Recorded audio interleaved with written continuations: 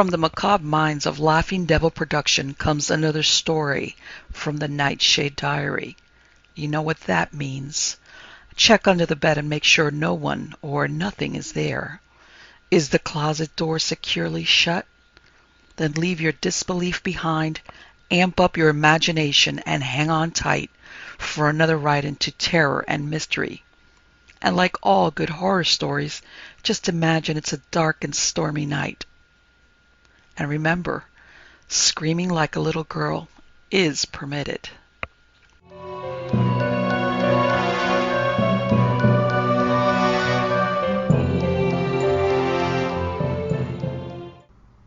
The Whisper in Darkness by H.P. Lovecraft. Bear in mind closely that I did not see any actual visual horror at the end. To say that a mental shock was the cause of what I inferred, that last straw which sent me racing out of the lonely Akeley farmhouse and through the wild dome hills of Vermont in a commandeered motor at night, is to ignore the plainest facts of my final experience. Notwithstanding the deep things I saw and heard, and the admitted vividness of the impression produced on me by these things, I cannot prove even now whether I was right or wrong in my hideous inference. For after all, Akeley's disappearance establishes nothing. People found nothing inside. It was just as though he had walked out casually for a ramble in the hills and failed to return. There was not even a sign that a guest had been there, or that those horrible cylinders and machines had been stored in the study, that he had mortally feared the crowded green hills and the endless trickle of books among which he had been born and reared, means nothing at all, either.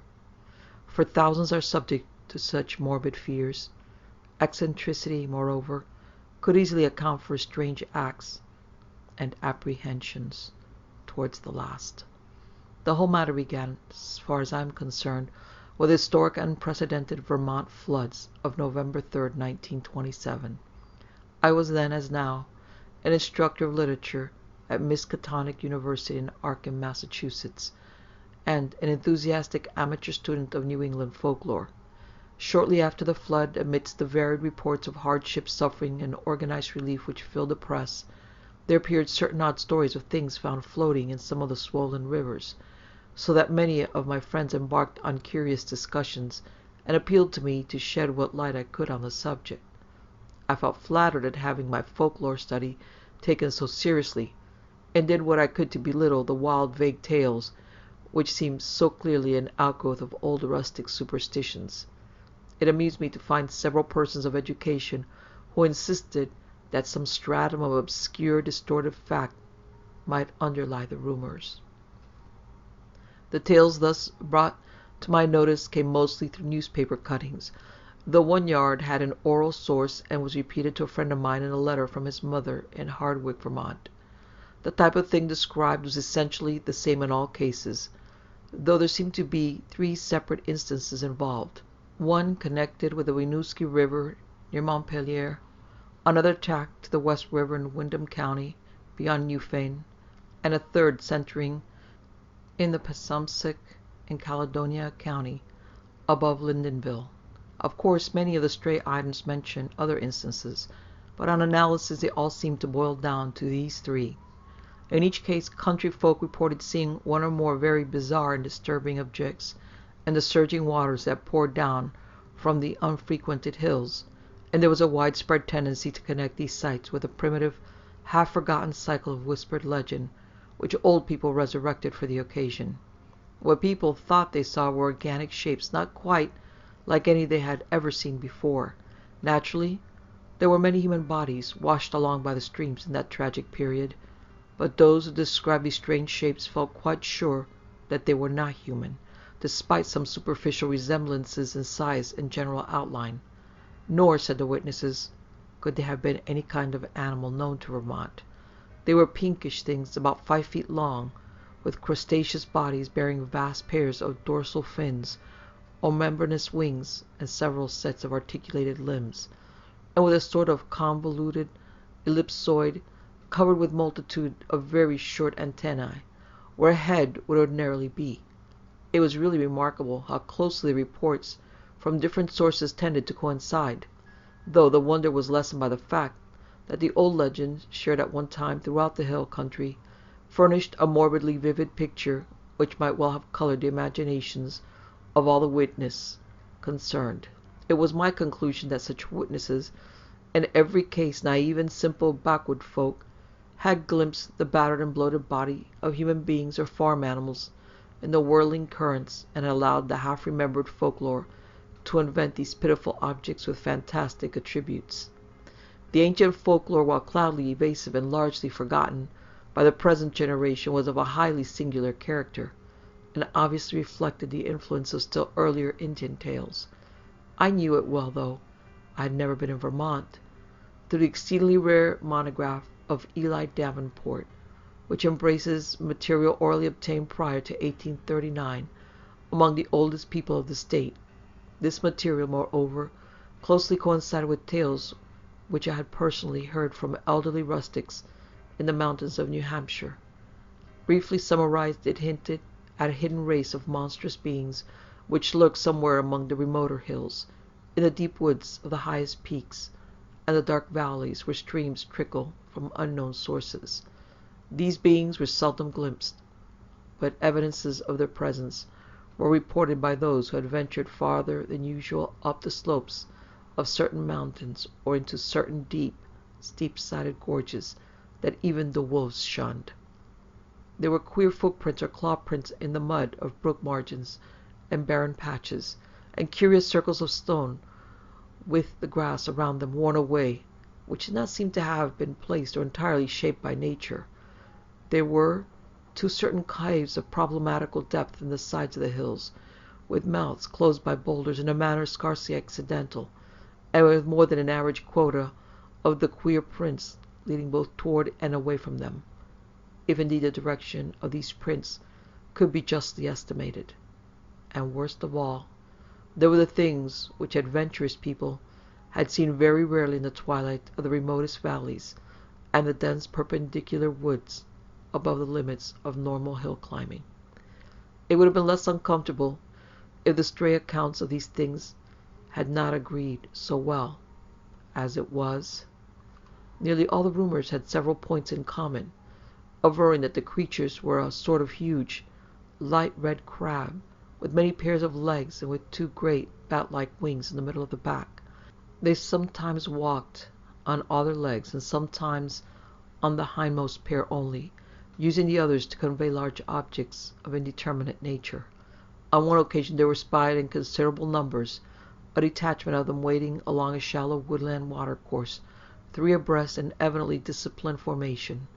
Once a specimen was seen flying, launching itself from the top of a bald, lonely hill at night, and vanishing in the sky after its great flapping wings had been silhouetted an instant against the full moon. These things seemed content, on the whole, to let mankind alone, though they were at times held responsible for the disappearance of venturesome individuals, especially persons who built houses too close to certain valleys or too high up on certain mountains. Many localities came to be known as inadvisable to settle in, the feeling persisting long after the cause was forgotten.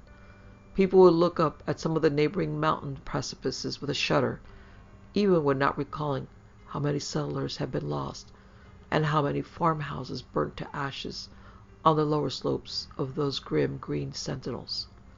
But, while according to the earliest legends the creatures would appear to have harmed only those trespassing on their privacy, there were later accounts of their curiosity respecting men, and of their attempts to establish secret outposts in the human world.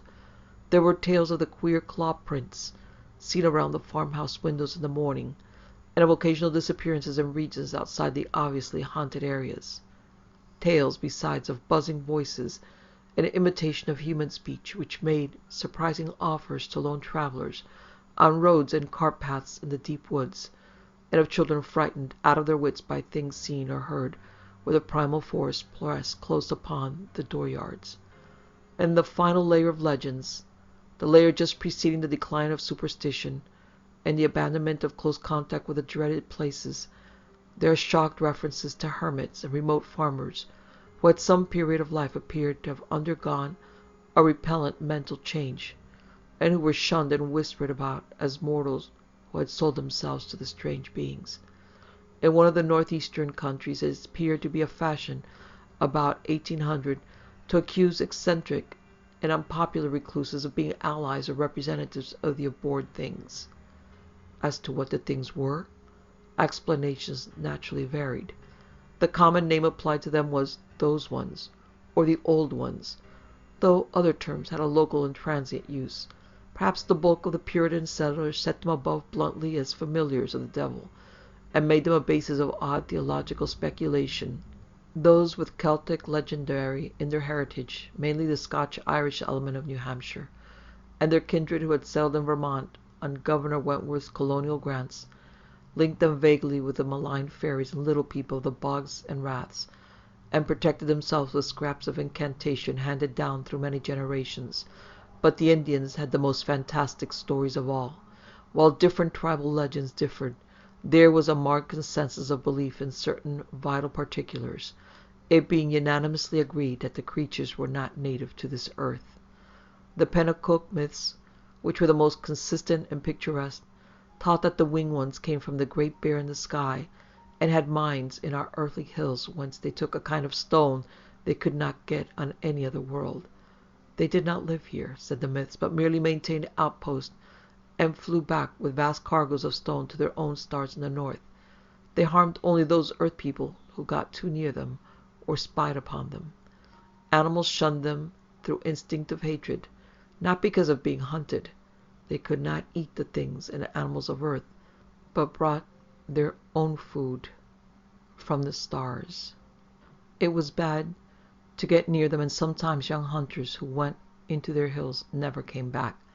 It was not good either to listen to what they whispered at night in the forest, with voices like a bee's that tried to be like the voices of men. They knew the speech of all kinds of men, Pennacooks, Hurons, men of the Five Nations, but did not seem to have or need any speech of their own. They talked with their heads, which changed color in different ways to mean different things.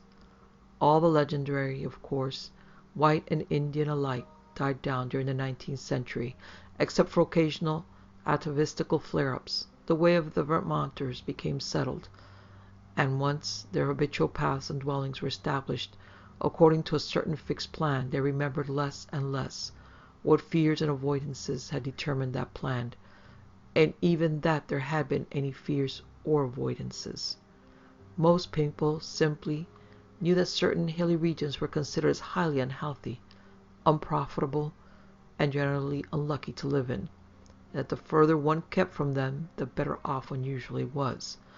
In time, the ruts of custom and economic interest became so deeply cut into approved places that there was no longer any reason for going outside them. The haunted hills were left deserted by accident rather than by design. Save during infrequent local scares, only wonder-loving grandmothers and retrospective nonagenarians ever whispered of being dwelling in those hills. And even such whispers admitted that there was not much to fear from those things now that they were used to the presence of houses and settlements, and now that human beings let their chosen territory severely alone. All this I had long known from my reading, and from certain folk tales picked up in New Hampshire. Hence, when the flood-time rumors began to appear, I could easily guess what imaginative background had involved them. I took great pains to explain this to my friends, and was correspondingly amused when several contentious souls continued to insist on a possible element of truth in the reports. Such persons tried to point out that the early legends had a significant persistence and uniformity, and that the virtually unexplored nature of the Vermont hills made it unwise to be dogmatic about what might or might not dwell among them. Nor could they be silenced by my assurance that all the myths were of a well-known pattern common to most of mankind, and determined by early phases of imaginative experience which always produced the same type of delusion. It was of no use to demonstrate to such opponents that the Vermont myths differed but little in essence from those universal legends of natural personification which filled the ancient world with fauns and dryads and satyrs, suggested the Kali Kansarai of modern Greece, and gave to wild Wales and Ireland their dark hints of strange, small, and terrible hidden races of troglodytes and burrowers. No use either to point out the even more startlingly familiar belief of the Nepalese hill tribes in the dreaded Myuu, or abominable snowmen, who lurked hideously amidst the ice and rock pinnacles of the Himalayan mountains. When I brought up this evidence, my opponents turned it against me by claiming that it must imply some actual historicity for the ancient tales, that it must argue the real existence of some queer elder earth race, driven to hiding after the advent and dominance of mankind, which might very conceivably have survived in reduced numbers to relatively recent times, or even to the present. The more I laughed at such theories, the more these stubborn friends asseverated them, adding that even without the heritage of legend, the recent reports were too clear, consistent, detailed, and sanely prosaic in manner of telling, to be completely ignored. 2 or 3 fanatical extremists went so far as to hint at possible meanings in the ancient Indian tales which gave the hidden beings a non-terrestrial origin, citing the extravagant books of Charles Fort with their claims that voyages from other worlds and outer space have often visited the earth. Most of my foes, however, were merely romanticists who insisted on trying to transfer to real life the fantastic lore of lurking little people made popular by the magnificent horror fiction of Arthur Machen. As was only natural under the circumstances, this piquant debating finally got into print in the form of letters to the Arkham Advertiser, some of which were copied in the press of those Vermont regions whence the flood stories came. The Rutland Herald gave half a page of extracts from letters on both sides, while the Brattleboro Reformer reprinted one of my long historical and mythological summaries in full, with some accompanying comments in the Pendrifter's thoughtful column, which supported and applauded my skeptical conclusions. By the spring of 1928, I was almost a well-known figure in Vermont, notwithstanding the fact that I had never set foot in the state. Then came the challenging letters from Henry Akeley, which impressed me so profoundly and which took me for the first and last time to that fascinating realm of crowded green precipices and muttering forest streams. Most of what I know of Henry Wentworth Akeley was gathered by correspondence with his neighbors and with his only son in California, after my experience in his lonely farmhouse. He was, I discovered, the last representative on his home soil of a long, locally distinguished line of jurists, administrators, and gentlemen agriculturalists. In him, however, the family mentally had veered away from practical affairs to pure scholarship, so that he had been a notable student of mathematics, astronomy, biology, anthropology, and folklore at the University of Vermont.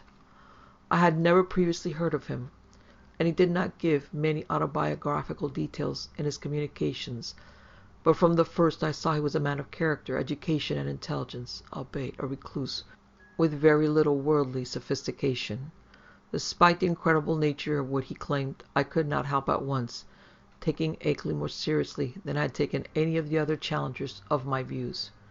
For one thing, he was really close to the actual phenomena, visible and tangible, that he speculated so grotesquely about, and for another thing, he was amazingly willing to leave his conclusions in a tentative state like a true man of science. He had no personal preferences to advance, and was always guided by what he took to be solid evidence. Of course, I began by considering him mistaken, but gave him credit for being intelligently mistaken, and at no time did I emulate some of his friends in attributing his ideas, and his fear of the lonely green hills, to insanity.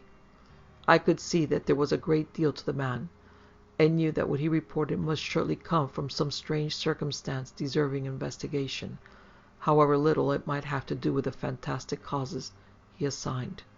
Later on I received from him certain material proofs, which placed the matter on a somewhat different and bewilderingly bizarre basis. I cannot do better than transcribe in full, so far as is possible, the long letter in which Akeley introduced himself, and which forms such an important landmark in my own intellectual history. It is no longer in my possession, but my memory holds almost every word of its portentous message, and again I affirm my confidence in the sanity of the man who wrote it. Here is a text which reached me in the cramped, archaic-looking scrawl of one who had obviously not mingled much with the world during his sedate, scholarly life. RFD number 2, Townsend, Windham County, Vermont, May 5th, 1928. Albert N. Wilmot, Esquire, 118 Saltonstall Street, Arkham, Massachusetts. My dear Sir, I have read with great interest the Brattleboro's Reformers print of April 23, 1928, of your letter on the recent stories of strange bodies seen floating in our flooded streams last fall, and on the curious folklore they so well agree with. It is easy to see why an outlander would take the position you take, and even why Pendrifter agrees with you. That is the attitude generally taken by educated persons both in and out of Vermont, and was my own attitude as a young man. I am now 57. Before my studies, both general and in Davenport's book, led me to do some exploring in parts of the hills whereabouts not usually visited. I was directed towards such studies by the queer old tales I used to hear from elderly farmers of the more ignorant sort, but now I wish I had let the whole matter alone. I might say with all proper modesty that the subject of anthropology and folklore is by no means strange to me. I took a good deal of it at college, and am familiar with most of the standard authorities such as Taylor, Lubbock, Fraser, Quatrefages, Murray, Osborne, Keith, Boulay, G. Eliot Smith, and so on. It is no news to me that tales of hidden races are as old as all mankind. I have seen the reprints of letters from you, and those agreeing with you in the Rutland Herald, and guess I know about where your controversy stands at the present time. What I desire to say now is that I am afraid your adversaries are nearer right than yourself, even though all reason seems to be on your side. They are nearer right than they realize themselves, for of course they go only by theory, and cannot know what I know. If I knew as little of the matter as they, I would feel justified in believing as they do. I will be wholly on your side. You can see that I'm having a hard time getting to the point, probably because I really dread getting to the point. But the upshot of the matter is that I have certain evidence that monstrous things do indeed live in the woods on the high hills which nobody visits. I have not seen any of the things floating in the rivers, as reported, but I have seen things like them, under circumstances I dread to repeat. I have seen footprints, and of late have seen them nearer my own home. I live in the old Akeley place south of Townsend Village, on the dark side of Dark Mountain. Than I dare tell you now, and have overheard voices in the woods at certain points that I will not even begin to describe on paper. At one place I heard them so much that I took a phonograph there with a dictaphone attachment and was blank, and I shall try to arrange to have you hear the record I got. I have run it on the machine for some of the old people up here, and one of the voices had nearly scared them paralyzed by reason of its likeness to a certain voice, that buzzing voice in the woods which Davenport mentions, that their grandmothers have told about and mimicked for them. I know what most people think of a man who tells about hearing voices, but before you draw conclusions, just listen to this record, and ask some of the older backwoods people what they think of it. If you can account for it normally, very well, but there must be something behind it. Ex nihilo nihil fit, you know. Now my object in writing you is not to start an argument, but to give you information, which I think a man of your taste will find deeply interesting. This is private. Publicly I am on your side, for certain things show me that it does not do for people to know too much about these matters. My own studies are now wholly private, and I would not think of saying anything to attract people's attention and cause them to visit the places I have explored. It is true, terribly true, that there are non-human creatures watching us all the time, with spies among us, gathering information. It is from a wretched man who, if he was sane, as I think he was one of those spies, that I got a large part of my clues to the matter. He later killed himself, but I have reason to think there are others now.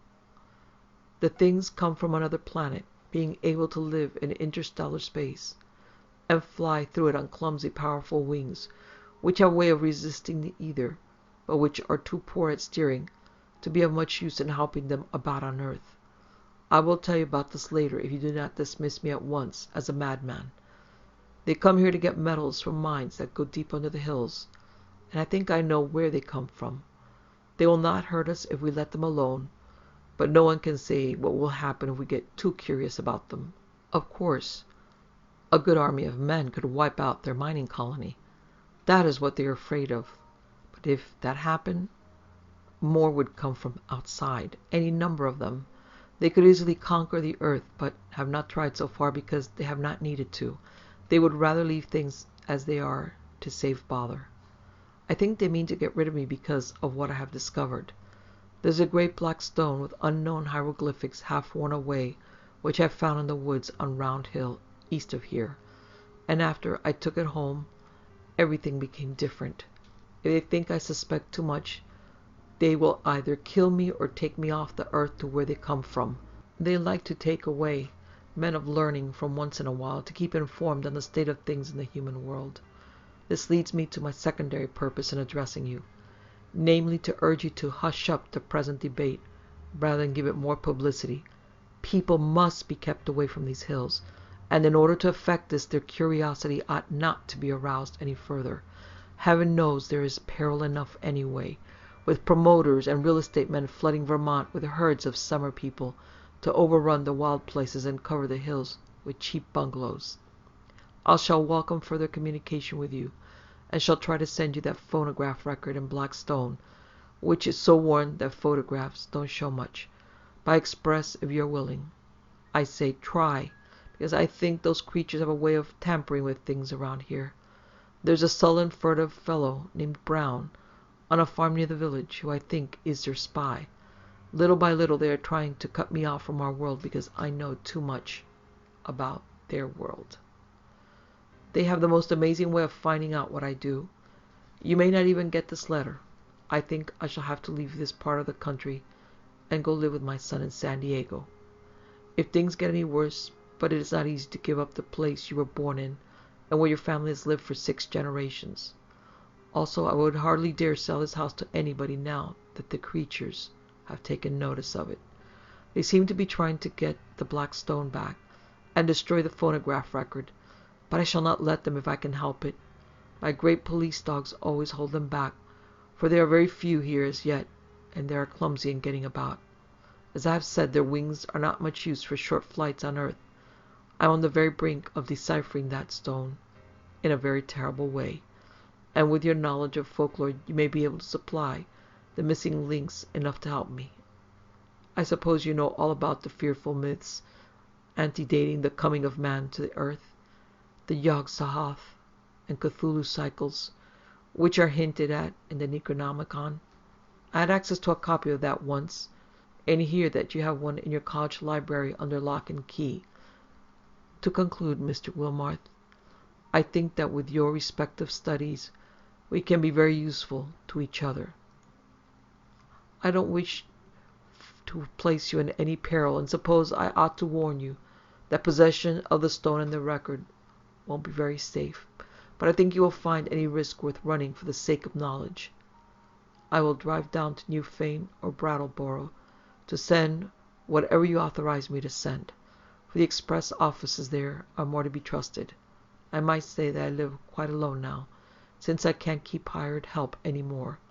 They won't stay because of the things that try to get near the house at night, and that keep the dogs barking continually. I'm glad I didn't get as deep as this into the business while my wife was alive, for it would have driven her mad. Hoping that I'm not bothering you unduly, and that you will decide to get in touch with me rather than throw this letter into the wastebasket as a madman's raving, I am, yours very truly, Henry W. Akeley. P.S. I am making some extra prints of certain photographs taken by me, which I think will help to prove a number of the points I have touched on. The old people think they are monstrously true. I shall send you these very soon, if you are interested. H.W.A. It would be difficult to describe my sentiments upon reading this strange document for the first time. By all ordinary rules, I ought to have laughed more loudly at these extravagances than at the far milder theories which had previously moved me to mirth. Yet something in the tone of the letter made me take it with paradoxical seriousness. Not that I believed for a moment in the hidden race from the stars, which my correspondent spoke of, but that after some grave preliminary doubts, I grew to feel oddly sure of his sanity and sincerity, and of his confrontation by some genuine though singular and abnormal phenomenon, which he could not explain except in this imaginative way. It could not be as he thought it, I reflected, yet on the other hand, it could not be otherwise than worthy of investigation. The man seemed unduly excited and alarmed about something, but it was hard to think that all cause was lacking. He was so specific and logical in certain ways, and after all his yarn did fit in so perplexingly well with some of the old myths, even the wildest Indian legends. That he had really overheard disturbing voices in the hills, and had really found the black stones he spoke about, was wholly possible despite the crazy inferences he had made. Inferences probably suggested by the man who had claimed to be a spy of the outer beings, and had later killed himself. It was easy to deduce that this man must have been wholly insane, but that he probably had a streak of perverse outward logic which made the naive Ackley, already prepared for such things by his folklore studies, believe his tale. As for the latest development, it appeared from his inability to keep hired help that Akeley's humbler rustic neighbors were as convinced as he that his house was besieged by uncanny things at night. The dogs really barked, too. And then that matter of the phonograph record, which I could not but believe he had obtained in the way he said. It must mean something, whether animal noises deceptively like human speech, or the speech of some hidden, night-haunting human being decayed to a state not much above that of lower animals. From this my thoughts went back to the black hieroglyphed stone, and to speculations upon what it might mean. Then, too, what of the photographs which Akeley said he was about to send, and which the old people had found so convincingly terrible? As I reread the cramped handwriting, I felt as never before that my credulous opponents might have more on their side than I had conceded. After all, there might be some queer and perhaps hereditarily misshapen outcasts in those shunned hills, even though no such race of star-born monsters as folklore claimed. And if there were, then the presence of strange bodies and of flooded streams would not be wholly beyond belief. Was it too presumptuous to suppose that both the old legends and the recent reports had this much of reality behind them? But even as I harbored these doubts, I felt ashamed that so fantastic a piece of bizarrerie as Henry Akeley's wild letter had brought them up. In the end, I answered Akeley's letter, adopting a tone of friendly interest and soliciting further particulars. His reply came almost by return mail, and contained, true to promise, a number of Kodak views of scenes and objects illustrating what he had to tell. Glancing at these pictures as I took them from the envelope, I felt a curious sense of fright and nearness to forbidden things, for in spite of the vagueness of most of them, they had a damnably suggestive power which was intensified by the fact of their being genuine photographs, actual optical links with what they portrayed, and the product of an impersonal transmitting process without prejudice, fallibility, or mendacity. The more I looked at them, the more I saw that my serious estimate of Ackley and his story had not been unjustified. Certainly these pictures carried conclusive evidence of something in the Vermont hills which was at least vastly outside the radius of our common knowledge and belief. The worst thing of all was the footprint, a view taken where the sun shone on a mud patch somewhere in a deserted upland. This was no cheaply counterfeited thing. I could see at a glance, for the sharply defined pebbles and grass blades in the field of vision gave a clear index of scale and left no possibility of a tricky double exposure. I have called the thing a footprint, but claw print would be a better term. Even now, I can scarcely describe it save to say that it was hideously crab-like, and that there seemed to be some ambiguity about its direction. It was not a very deep or fresh print, but seemed to be about the size of an average man's foot. From a central pad, pairs of saw-toothed nippers projected in opposite directions, quite baffling as to function, if indeed the whole object were exclusively an organ of locomotion. Another photograph, evidently a time exposure taken in deep shadow, was of the mouth of a woodland cave, with a boulder of rounded regularity choking the aperture. On the bare ground in front of it, one could just discern a dense network of curious tracks, and when I studied the picture with a magnifier, I felt uneasily sure that the tracks were like the one in the other view. A third picture showed a jewel-like circle of standing stones on the summit of a wild hill. Around the cryptic circle the grass was very much beaten down and worn away, though I could not detect any footprints even with a glass. The extreme remoteness of the place was apparent from the veritable sea of tenantless mountains which formed the backdrop and stretched away toward a misty horizon. But if the most disturbing of all the views was that of the footprint, the most curiously suggestive was that of the great black stone found in the Round Hill woods.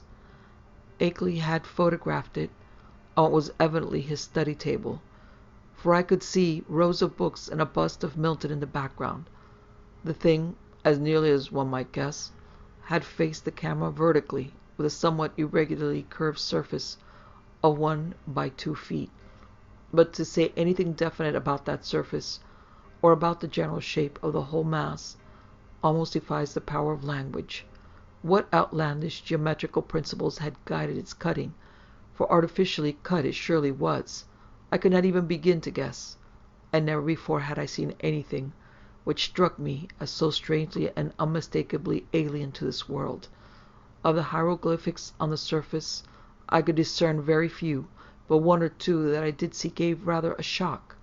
Of course they might be fraudulent, for other besides myself had read the monstrous and abhorred Necronomicon of the mad Arab Abdul Azared, but it nevertheless made me shiver to recognize certain ideographs which study had taught me to link with the most blood-curdling and blasphemous whispers of things that had had a kind of mad half-existence before the earth and the other inner worlds of the solar system were made.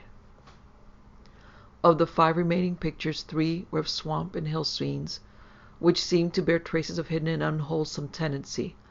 Another was of a queer mark in the ground very near Akeley's house, which he said he had photographed the morning after a night on which the dogs had barked more violently than usual. It was very blurred, and one could really draw attention to no certain conclusion from it, but it did seem fiendishly like that other mark or claw print photographed on the deserted upland. The final picture was of the Akeley place itself, a trim white house of 2 stories and attic, about a century and a quarter old, and with a well-kept lawn and stone-bordered path leading up to a tastefully carved Georgian doorway.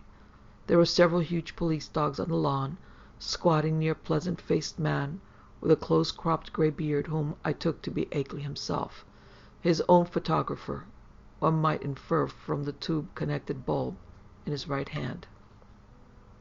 From the picture I turned to the bulky, close-written letter itself, and for the next 3 hours was immersed in a gulf of unutterable horror. Where Akeley had given only outlines before, he now entered into minute details, presenting long transcripts of words overheard in the woods at night, long accounts of monstrous pinkish forms spied in thickets at twilight on the hills, and a terrible cosmic narrative derived from the application of profound and varied scholarship to the endless bygone discourse of the mad self-styled spy who had killed himself. I found myself faced by names and terms that I had heard elsewhere in the most hideous of connections: Yugoth, Great Cthulhu, Sakwa, Yog-Sothoth, Rilye, Nyarlathotep, Azathoth, Hastur, Yian, Leng, the Lake of Hali, Bethmora, the Yellow Sign, Lemur, Cthulhus, Bran, in the magnum inomadanum, and was drawn back through nameless eons and inconceivable dimensions to worlds of elder outer entity, at which the crazed author of the Necronomicon had only guessed in the vaguest way. I was told of the pits of primal life, and of the streams that trickled down therefrom, and finally of the tiny rivulet from one of those streams, which had become entangled with the destinies of our own earth. My brain whirled, and where before I had attempted to explain things away, I now began to believe in the most abnormal and incredible wonders. The array of vital evidence was damnably vast and overwhelming, and the cool scientific attitude of Akeley, an attitude removed as far as imaginable from the demented, the fanatical, the hysterical, or even the extravagantly speculative, had a tremendous effect on my thought and judgment. By the time I laid the frightful letter aside, I could understand the fears he had come to entertain, and was ready to do anything in my power to keep people away from those wild, haunted hills. Even now, when time has dulled the impression and made me half question my own experience and horrible doubts, there are things in that letter of Akeley's which I would not quote, or even form into words on paper. I'm almost glad that the letter and record and photographs are gone now, and I wish, for reasons I shall soon make clear, that the new planet beyond Neptune had not been discovered. With the reading of that letter, my public debating about the Vermont horror permanently ended. Arguments from opponents remained unanswered or put off with promises, and eventually the controversy petered out into oblivion. During late May and June I was in constant correspondence with Akeley, though once in a while a letter would be lost, so we would have to retrace our ground and perform considerable laborious copying.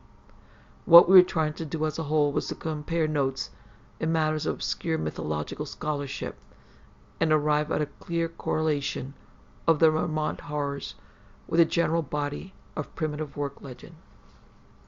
For one thing, we virtually decided that these morbidities in the hellish Himalayan Myuu were one and the same order of incarnated nightmare. There was also absorbing zoological conjectures, which I would have referred to Professor Dexter in my own college, but for Akeley's imperative command to tell no one of the matter before us. If I seem to disobey that command now, it is only because I think that at this stage a warning about those farther Vermont hills, and about those Himalayan peaks which old explorers are more and more determined to ascend, is more conducive to public safety than silence would be. One specific thing we were leading up to was a deciphering of the hieroglyphics on that infamous black stone, a deciphering which might well place us in possession of secrets deeper and more dizzying than any formerly known to man. Toward the end of June the phonograph record came. Shipped from Brattleboro, since Akeley was unwilling to trust conditions on the branch line north of there. He had begun to feel an increased sense of espionage, aggravated by the loss of some of our letters, and said much about the insidious deeds of certain men whom he considered tools and agents of the hidden beings. Most of all he suspected the surly farmer Walter Brown, who lived alone on a run-down hillside place near the deep woods, and was often seen loafing around corners in Brattleboro, Bellows Falls, Newfane, and South Londonderry, in the most inexplicable and seemingly unmotivated way. Brown's voice, he felt convinced, was one of those he had overheard on a certain occasion in a very terrible conversation, and he had once found a footprint or claw print near Brown's house which might possess the most ominous significance. It had been curiously near some of Brown's own footprints that faced toward it. So the record was shipped from Brattleboro, whither Akeley drove in his Ford car along the lonely Vermont backroads. He confessed in an accompanying note that he was beginning to be afraid of those roads, and that he would not even go into Townshend for supplies now, except in broad daylight. It did not pay, he repeated again and again, to know too much unless one were very remote from those silent and problematical hills. He would be going to California pretty soon to live with his son, though it was hard to leave a place where all one's memories and ancestral feelings centered. Before trying to record on the commercial machine, which I borrowed from the college administration building, I carefully went over all the explanatory matter in Akeley's various letters. This record, he had said, was obtained about 1 a.m. on the 1st of May, 1915, near the closed mouth of a cave where the wooded west slopes of Dark Mountain rises out of Lee's Swamp. The place had always been unusually plagued with strange voices, this being the reason he had brought the phonograph, dictaphone, and blank in expectation of results. Farmer experience had told him that May Eve, the hideous Sabbath night of underground European legend, would probably be more fruitful than any other date, and he was not disappointed. It was noteworthy, though, that he never again heard voices at that particular spot. Unlike most of the overheard forest voices, the substance of the record was quasi-ritualistic and included one palpably human voice, which Akeley had never been able to place. It was not Brown's, but seemed to be that of a man of greater cultivation. The second voice, however, was the real crux of the thing, for this was the accursed buzzing, which had no likeness to humanity despite the human words which it uttered in good English grammar and a scholarly accent. The recording phonograph and dictaphone had not worked uniformly well, and had of course been at a great disadvantage because of the remote and muffled nature of the overheard ritual, so that the actual speed secured was very fragmentary. Ackley had given me a transcript of what he believed the spoken words to be, and I glanced through this again as I prepared the machine for action. The text was darkly mysterious rather than openly horrible, though a knowledge of its origin and manner of gathering gave it all the associative horror which any words could well possess. I will present it here in full as I remember it, and I am fairly confident that I know it correctly by heart, not only from reading the transcript, but from playing the record itself over and over again. It is not a thing which one might readily forget. It starts with indistinguishable sounds, and then a cultivated male human voice. Is the Lord of the Wood even too, and the gifts of the men of Leng? So from the walls of night to the gulfs of space, and from the gulfs of space to the wells of night, ever the praises of great Cthulhu, of Sathagwa, and of him who is not to be named, ever their praises in abundance to the black goat of the woods, Al-Shu-Niggurath, the goat with 1,000 young. A buzzing imitation of human speech was heard. And then, Il-Shub-Niggurath, the black goat of the woods with 1,000 young. Then a human voice. It has come to pass that the Lord of the Woods, being 7 and 9 down the onyx steps, tributes to him in the gulf as a Thoth, he of whom thou hast taught us marvels, on the wings of night, out beyond space, out beyond, to that whereof Yugoth is the youngest child, rolling alone in black ether at the rim. Then a buzzing voice. Go out among men and find the ways thereof, that he in the gulf may know. To Nyarlathotep, mighty messenger, must all things be told, and he shall put on the semblance of men, the waxen mask, and the robe that hides, and come down from the world of 7 suns to mock. Then a human voice. Nyarlathotep, great messenger, bringer of strange joy to Yugoth through the void, father of the million favored ones, stalker among. The speech was cut off by the end of the record. Such were the words for which I was to listen when I started the phonograph.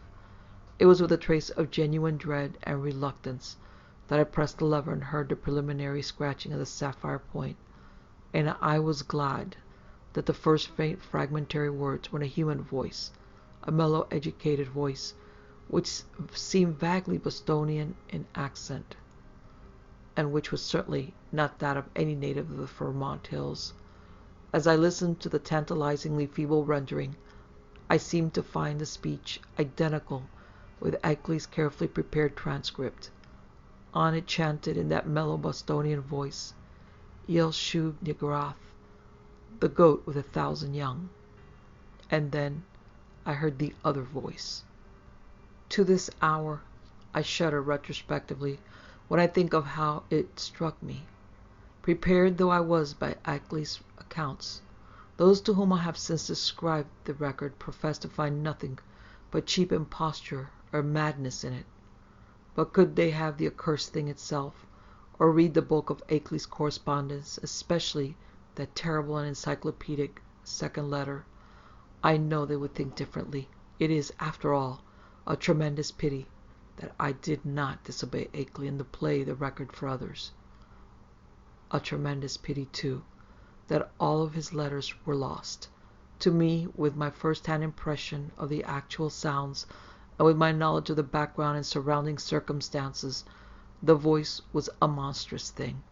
It swiftly followed the human voice in ritualistic response, but in my imagination it was a morbid echo winging its way across unimaginable abysses from unimaginable outer hells.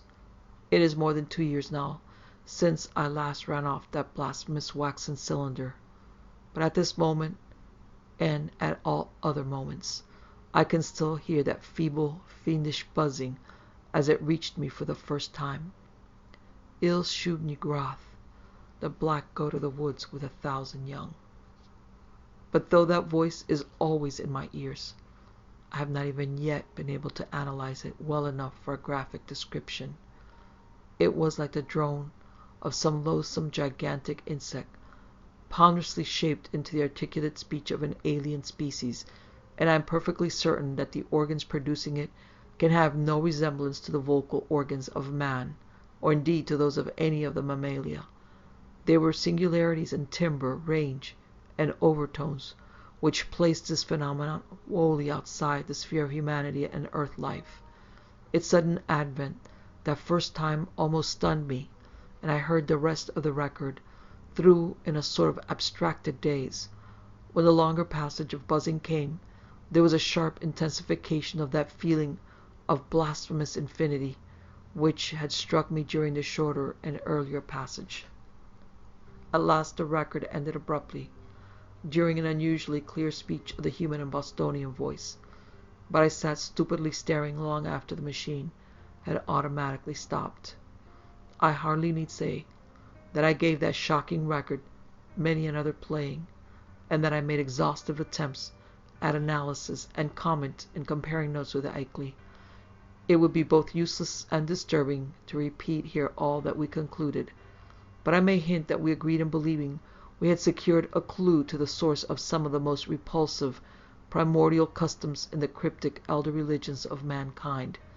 It seemed plain to us also that there were ancient and elaborate alliances between the hidden outer creatures and certain members of the human race. How extensive these alliances were, and how their state today might compare with their state in earlier ages, we had no means of guessing. Yet, at best, there was room for a limitless amount of horrified speculation. There seemed to be an awful, immemorial linkage in several definite stages betwixt man and nameless infinity. The blasphemies which appeared on earth, it was hinted, came from the dark planet Yugoth, at the rim of the solar system, but this was itself merely the populous outpost of a frightful interstellar race, whose ultimate source must lie far outside even the Einsteinian space-time continuum, or greatest known cosmos. Meanwhile, we continued to discuss the Black Stone and the best way of getting it to Arkham. Ackley deemed it inadvisable to have me visit him at the scene of his nightmare studies. For some reason or other, Ackley was afraid to trust the thing to any ordinary or expected transportation route. His final idea was to take it across country to Bellow Falls and ship it on the Boston and Maine system through Keene and Wichita and Fitchburg, even though this would necessitate his driving along somewhat lonelier and more forest-traversing hill roads than the main highway to Brattleboro. He said he had noticed the man around the express office at Brattleboro when he had sent the phonograph record, whose actions and expressions had been far from reassuring. This man had seemed too anxious to talk with the clerks, and had taken the train on which the record was shipped. Ackley confessed that he had not felt strictly at ease about that record until he heard from me of its safe receipt.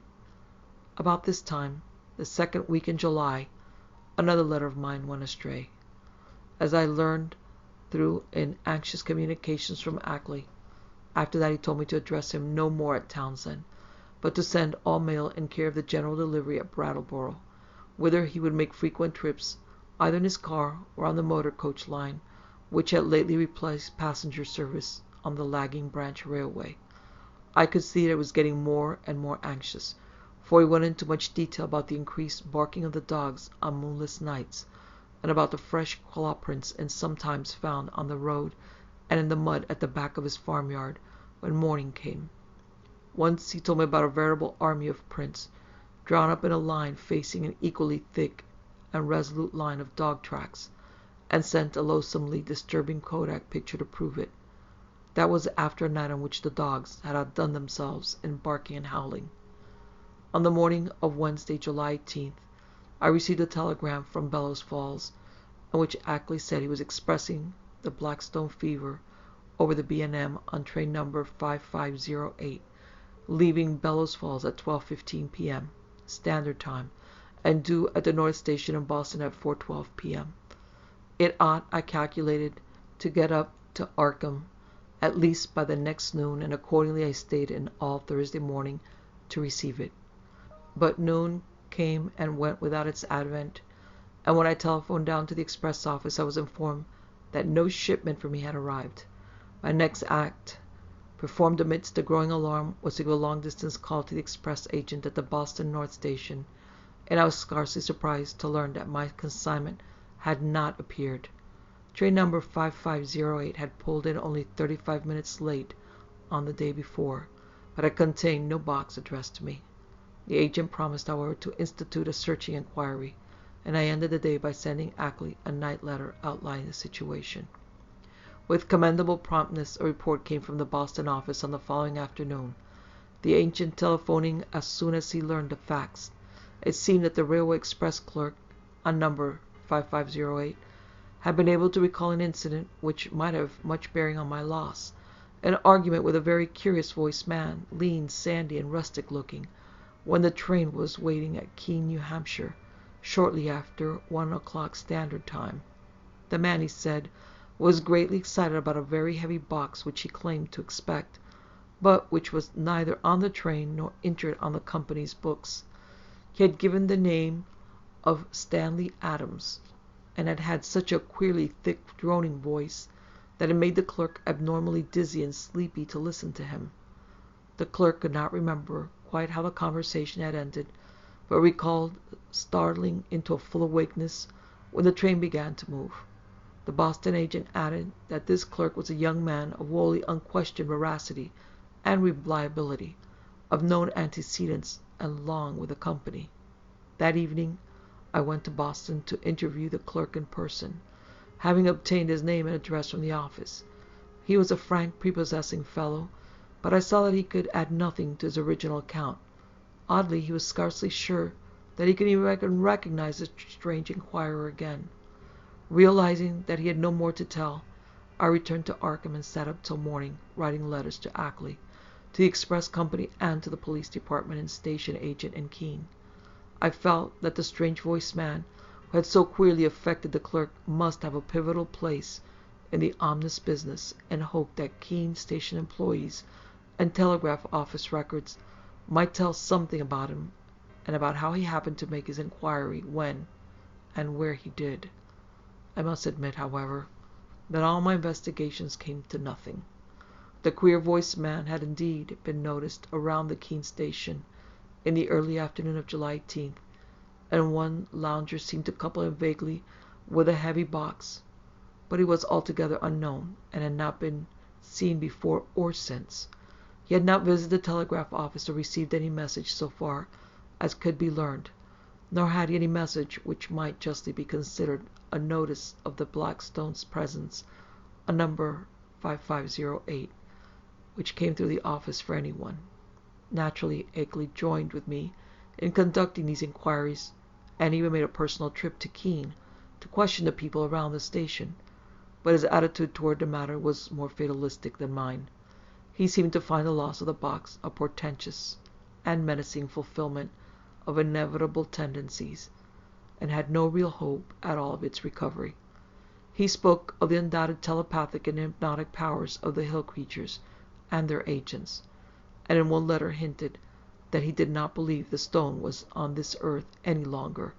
For my part, I was duly enraged, for I had felt there was at least a chance of learning profound and astonishing things from the old blurred hieroglyphs. The matter would have ranked bitterly in my mind had not Ackley's immediate subsequent letters brought up a new phase of the whole horrible hill problem, which at once seized all my attention. The unknown things Ackley wrote in a script grown pitifully tremulous had begun to close in on him with a wholly new degree of determination. The nocturnal barking of the dogs whenever the moon was dim or absent was hideous now, and there had been attempts to molest him on the lonely roads he had to traverse by day.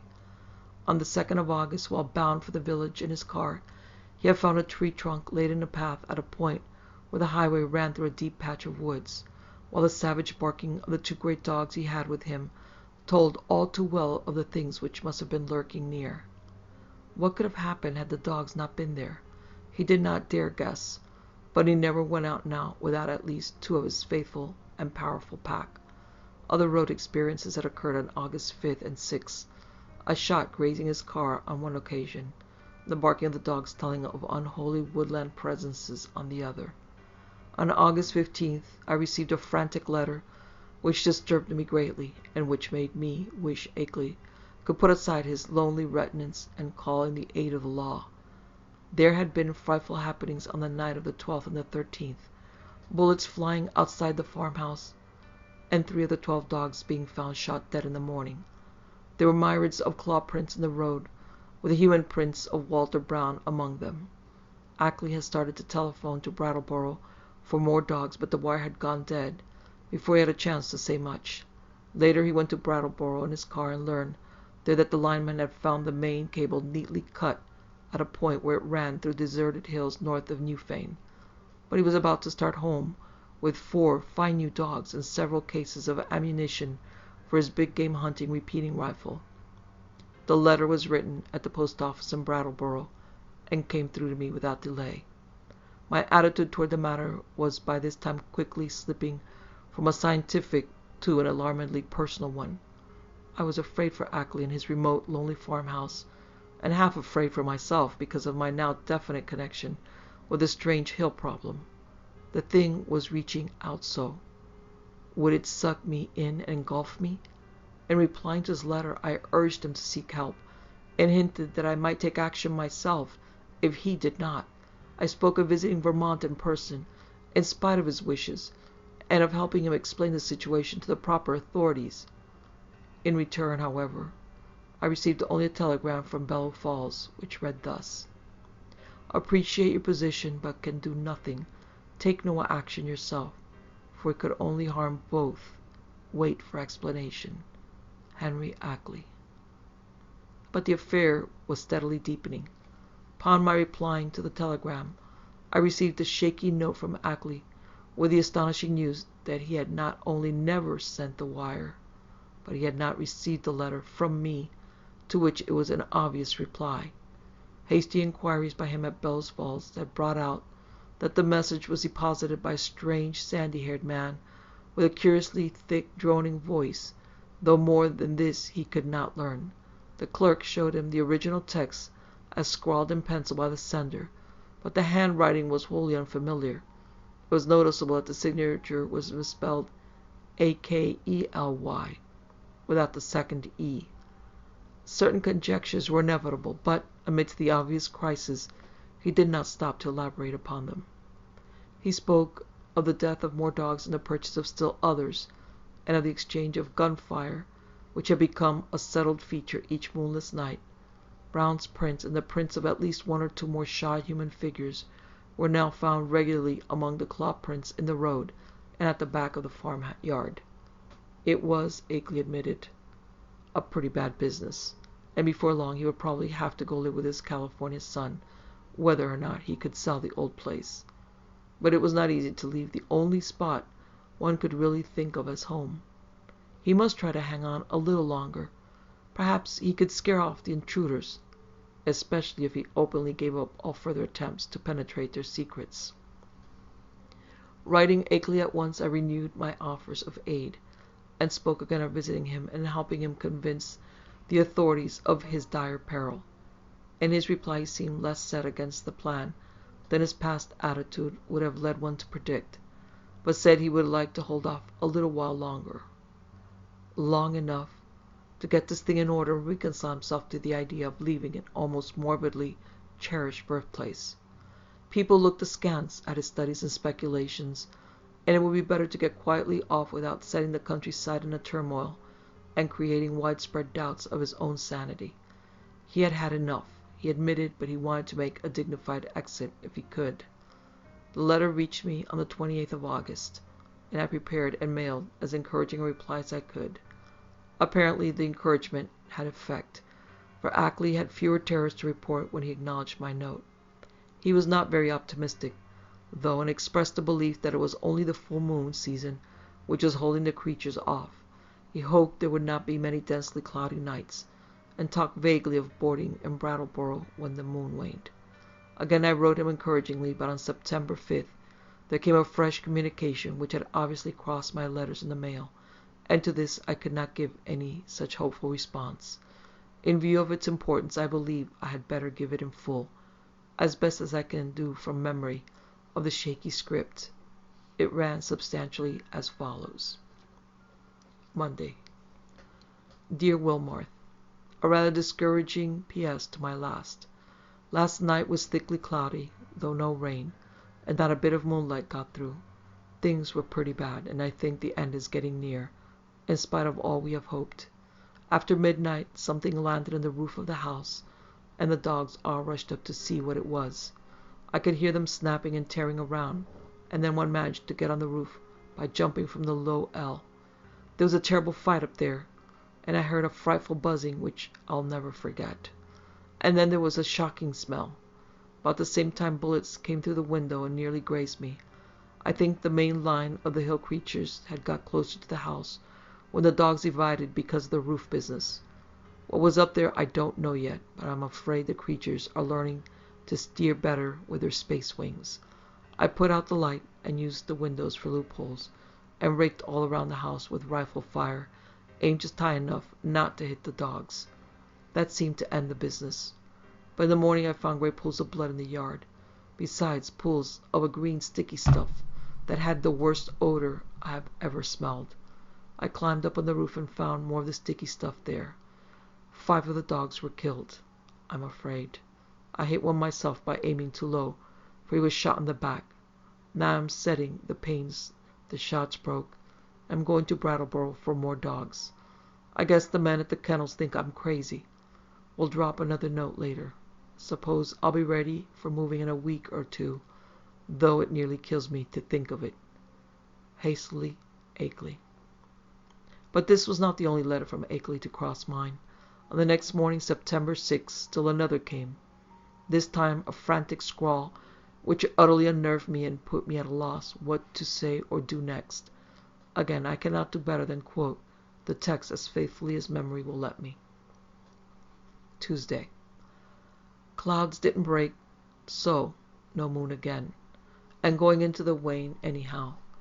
I'd have the house wired for electricity and put in a searchlight if I didn't know they'd cut the cables as fast as they could be mended.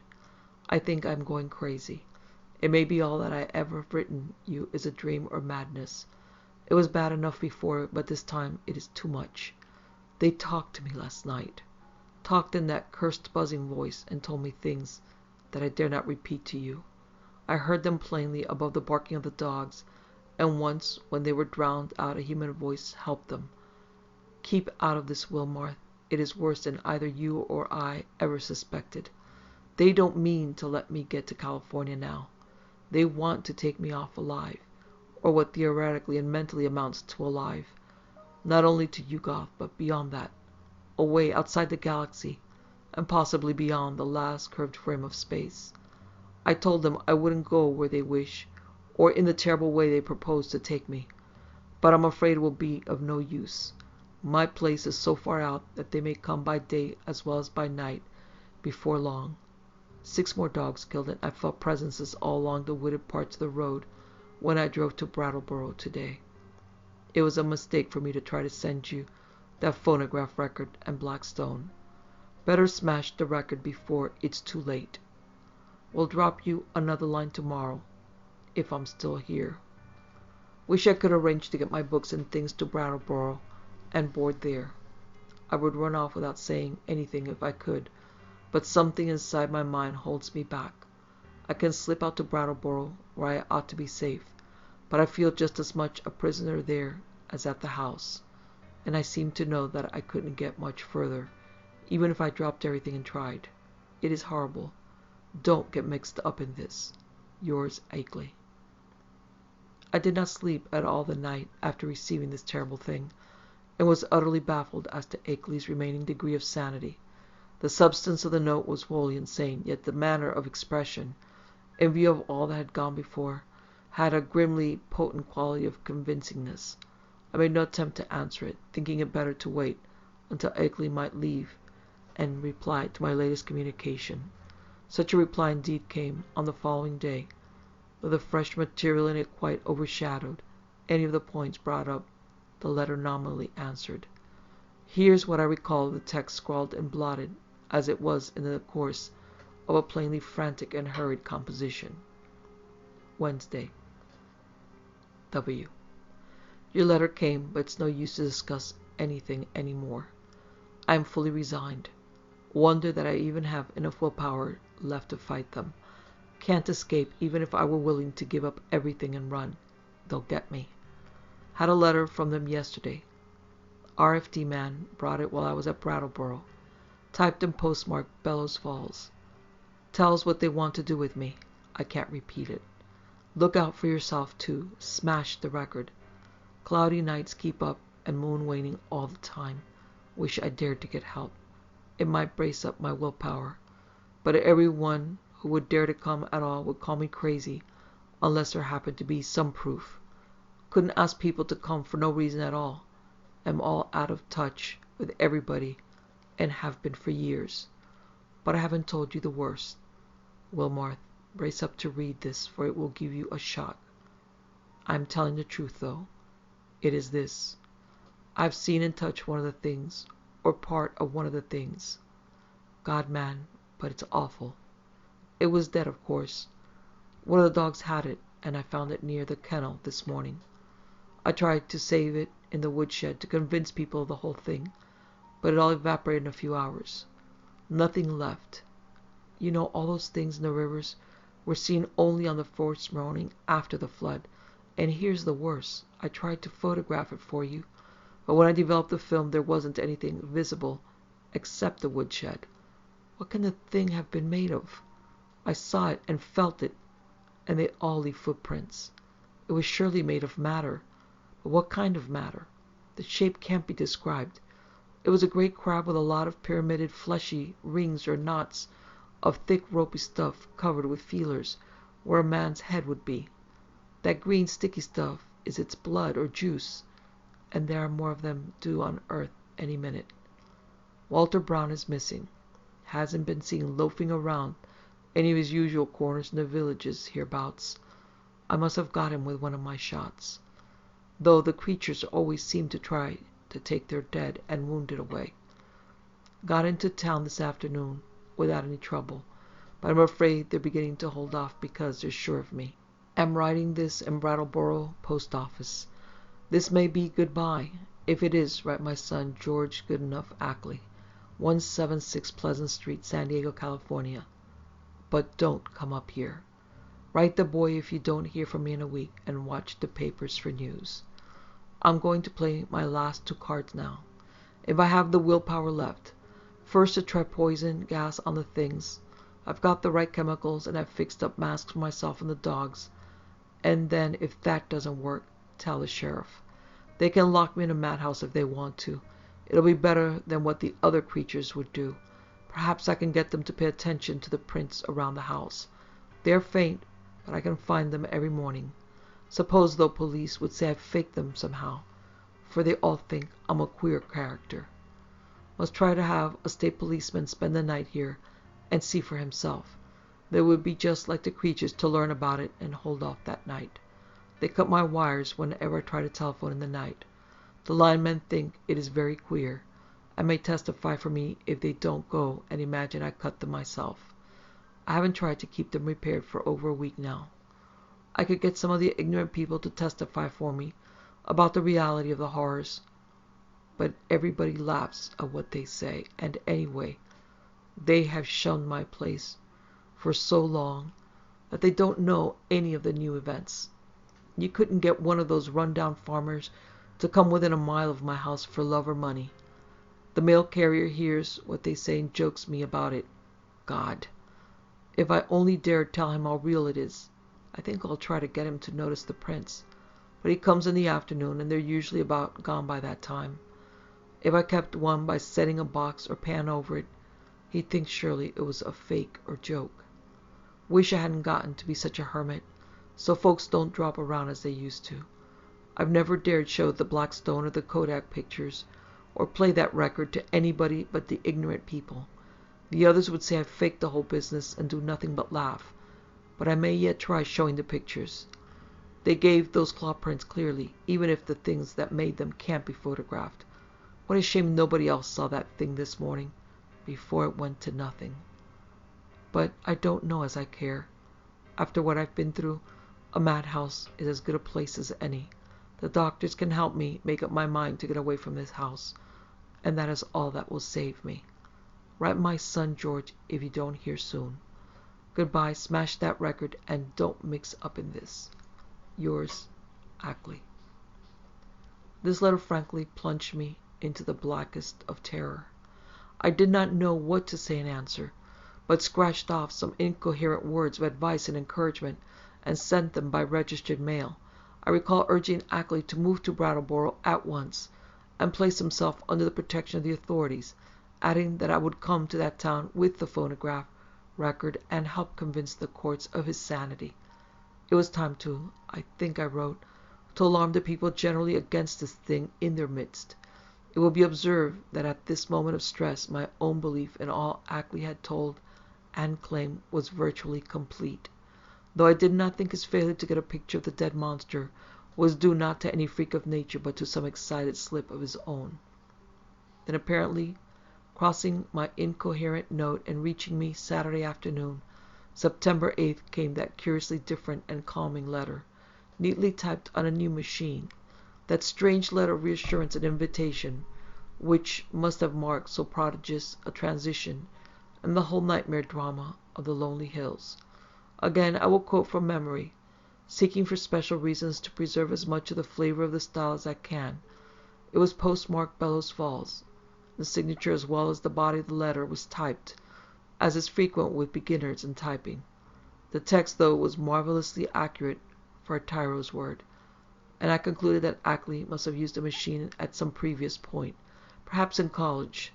To say that the letter relieved me would be only fair, yet beneath my relief lay a substratum of uneasiness.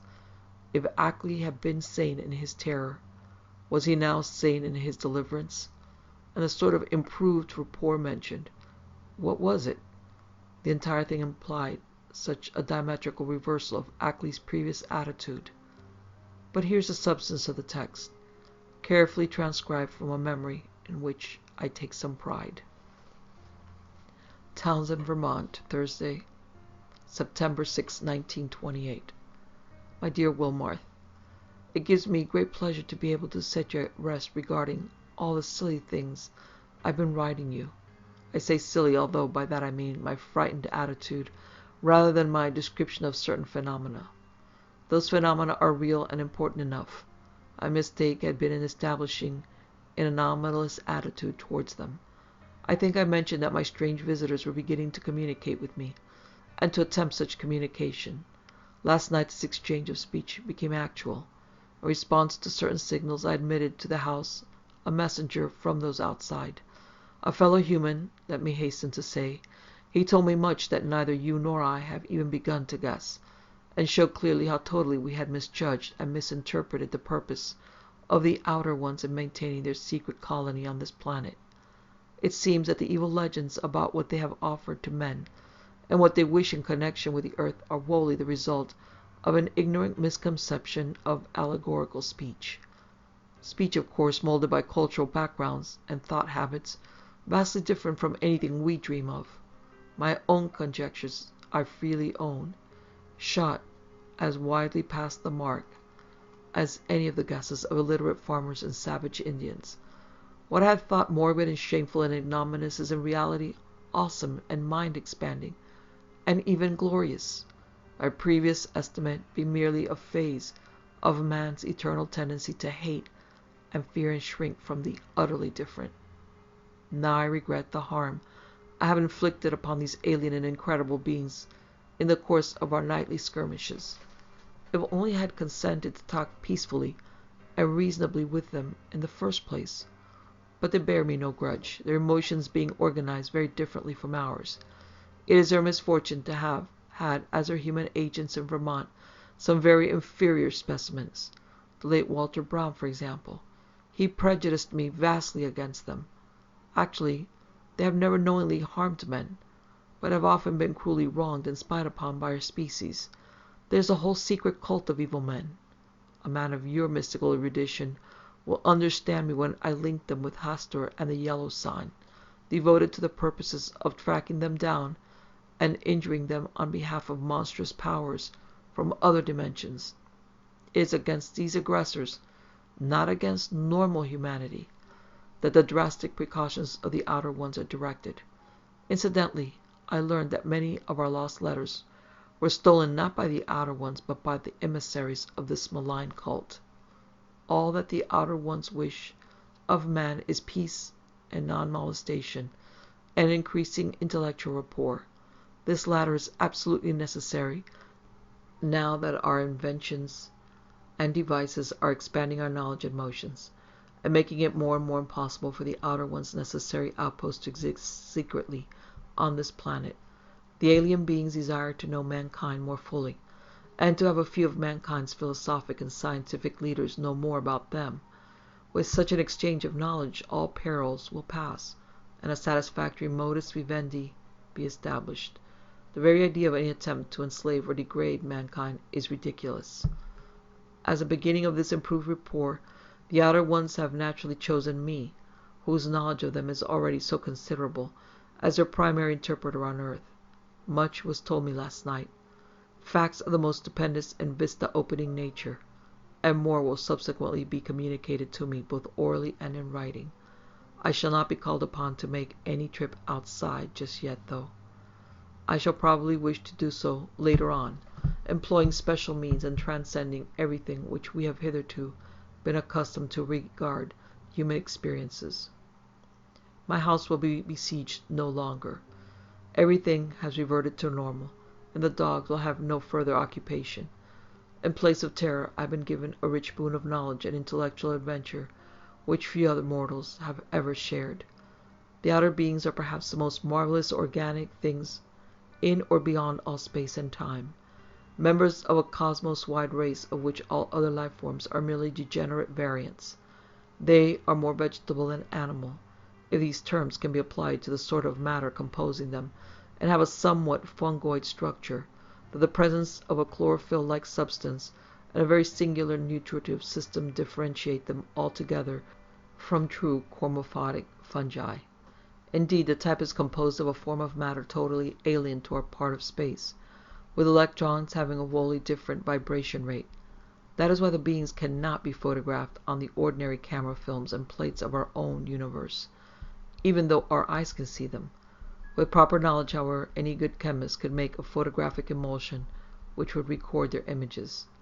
The genius is unique in its ability to traverse the heatless and airless interstellar void in full corporeal form, and some of its variants cannot do this without mechanical aid or curious surgical transpositions. Only a few species have the ether-resisting wings and characteristic of the Vermont variety. Those inhabiting certain remote peaks in the Old World were brought in other ways. Their external resemblance to animal life, and to the sort of structure we understand as material, is a matter of parallel evolution rather than of close kinship. Their brain capacity exceeds that of any other living life form, although the wing types of our hills countries are by no means the most highly developed. Telepathy is their usual means of discourse, although they have rudimentary vocal organs, which, after slight operation, for surgery is an incredibly expert and everyday thing among them, can roughly duplicate the speech of such types of organisms as still use speech. Their main immediate abode is a still undiscovered and almost lightless planet at the very edge of our solar system, beyond Neptune and the ninth in distance from the Sun. It is, as we have inferred, the object mystically hinted as Yuggoth in certain ancient and forbidden writings, and it will soon be the scene of a strange focusing of thought upon our world in an effort to facilitate mental rapport. I would not be surprised if astronomers became sufficiently sensitive to these thought currents to discover Yuggoth when the outer ones wish them to do so. Yuggoth, of course, is only the stepping stone. The main body of the beings inhabit strangely organized abysses wholly beyond the utmost reach of any human imagination. The space-time globule, which we recognize as the totality of all cosmic entity, is only an atom in the genuine infinity which is theirs, and as much of this infinity as any human brain can hold is eventually to be opened up to me, as it has been to not more than 50 other men since the human race has existed. You will probably call this raving at first, Wilmarth, but in time you will appreciate the titanic opportunity I have stumbled upon. I want you to share as much of it as possible, and to that end must tell you thousands of things that won't go on paper. In the past I have warned you not to come to see me. Now that all is safe, I can take pleasure in rescinding that warning and inviting you. Can't you make a trip up here before your college term opens? It would be marvelously delightful if you could. Bring along the phonograph record and all my letters to you as consultative data. We shall need them in piecing together the whole tremendous story. You might bring the Kodak prints too, since I seem to have mislaid the negatives and my own prints in all this recent excitement. But what a wealth of facts I have to add to all this groping and tentative material, and what a stupendous device I have to supplement my additionals. Don't hesitate. I am free from espionage now, and you will not meet anything unnatural or disturbing. Just come along and let my car meet you at the Brattleboro station. Prepare to stay as long as you can, and expect many an evening of discussion of things beyond all human conjecture. Don't tell anyone about it, of course, for this matter must not get to the promiscuous public. The train service to Brattleboro is not bad. You can get a timetable in Boston, take the B&M to Greenfield, and then change for the brief reminder of the way. I suggest you're taking the convenient 4:10 p.m. standard from Boston. This gets into Greenfield at 7:35, and at 9:19 a train leaves there, which reaches Brattleboro at 10:01. That is weekdays. Let me know the date, and I'll have my car in hand at the station. Pardon this typed letter, but my handwriting has grown shaky of late, as you know, and I don't feel equal to long stretches of script. I got this new Corona in Brattleboro yesterday. It seems to work very well. Awaiting word and hoping to see you shortly with a phonograph record and all my letters and the Kodak prints. I am, yours in anticipation, Henry W. Agley. To Albert N. Wilmarth, Esquire, Miskatonic University, Arkham, Massachusetts. The complexity of my emotions upon reading, rereading, and pondering over this strange and unlooked-for letter is past adequate description. I have said that I was at once relieved and made uneasy, but this expresses only crudely the overtones of diverse and largely subconscious feelings which comprise both the relief and the uneasiness. To begin with, the thing was so antipodically at variance with a whole chain of horrors preceding it. The change of mood from stark terror to cool complacency and even exultation was so unheralded, lightning-like, and complete.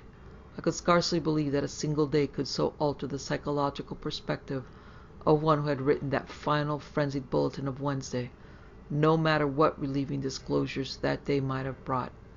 At certain moments a sense of conflicting unrealities made me wonder whether the whole distantly reported drama of fantastic forces were not a kind of half-illusory dream created largely within my own mind. Then I thought of the phonograph record and gave way to still greater bewilderment. The letter seemed so unlike anything which could have been expected. As I analyzed my impression, I saw that it contained two different phases. First, granting that Ackley had been sane before and was still sane, the indicated change in the situation itself was so swift and unthinkable. And secondly, the change in Ackley's own manner, attitude, and language was so vastly beyond the normal to the predictable. The man's whole personality seemed to have undergone an insidious mutation, a mutation so deep that one could scarcely reconcile his two aspects with the supposition that both represented equal sanity.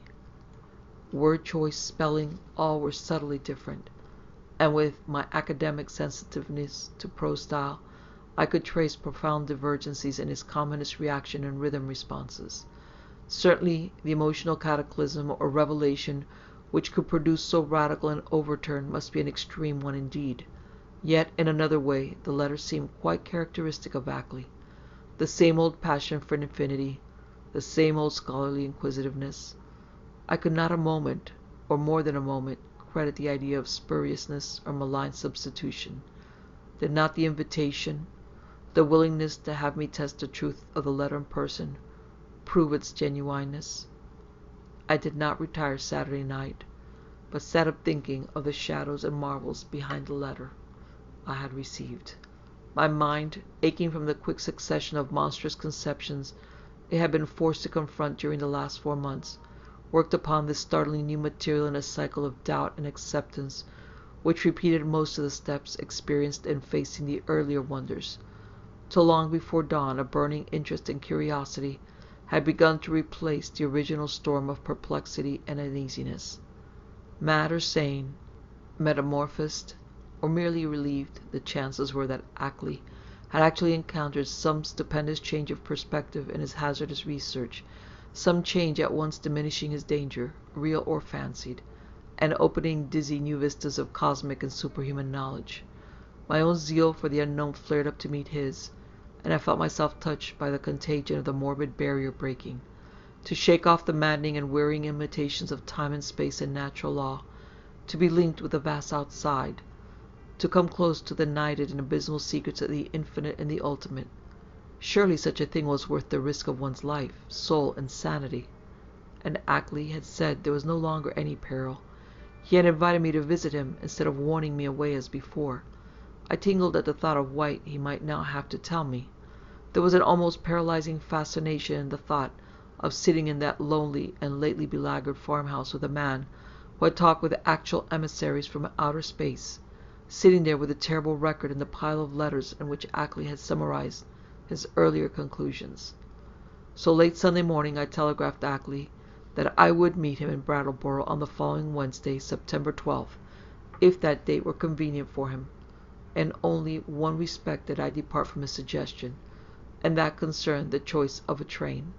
Frankly, I did not feel like arriving in that haunted Vermont region late at night, so instead of accepting the train he chose, I telephoned the station and devised another arrangement.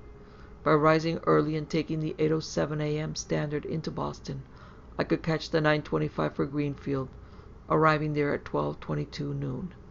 This connected exactly with the train reaching Brattleboro at 1:08 p.m., a much more comfortable hour than 10:01 for meeting Ackley and riding with him into the close-packed, secret-guarding hills. I mentioned this choice in my telegram, and was glad to learn in the reply, which came toward evening, that it had met with my prospective host's endorsement.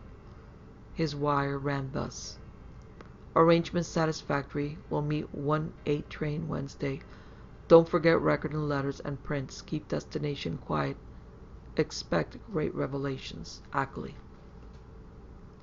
Receipt of this message, in direct response to one sent to Ackley, and necessarily delivered to his house from the Townsend station, either by official messenger or by a restored telephone service, removed any lingering subconscious doubts I may have had about the authorship of the perplexing letter.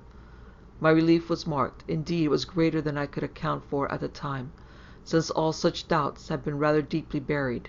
But I slept soundly and long that night, and was eagerly busy with preparations during the ensuing 2 days. On Wednesday, I started as agreed, taking with me a valise full of simple necessities and scientific data, including the hideous phonograph record, the Kodak prints, and the entire file of Ackley's correspondence. As requested, I had told no one where I was, for I could see that the matter demanded utmost privacy, even allowing for its most favorable turns. The thought of actual mental contact with alien, outside entities was stupefying enough to my trained and somewhat prepared mind, and this being so, what might one think of its effect on the vast masses of uninformed laymen? I do not know whether dread or adventurous expectancy was uppermost in me as I changed trains at Boston and began the long western run out of familiar regions into those I knew less thoroughly. Waltham, Concord, Ayr, Fitchburg, Gardner, Athol. My train reached Greenfield 7 minutes late, but the northbound connecting express had been held. Transferring in haste, I felt a curious breathlessness as the cars rumbled on through the early afternoon sunlight into territories I had always read of, but had never before visited.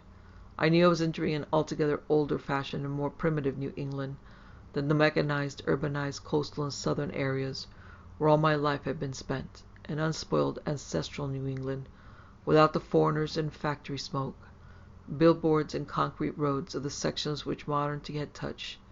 There would be odd survivals of that continuous native life whose deep roots make it one authentic outgrowth of the landscape, the continuous native life which keeps alive strange ancient memories and fertilizes the soil for shadowy, marvelous, and seldom mentioned beliefs.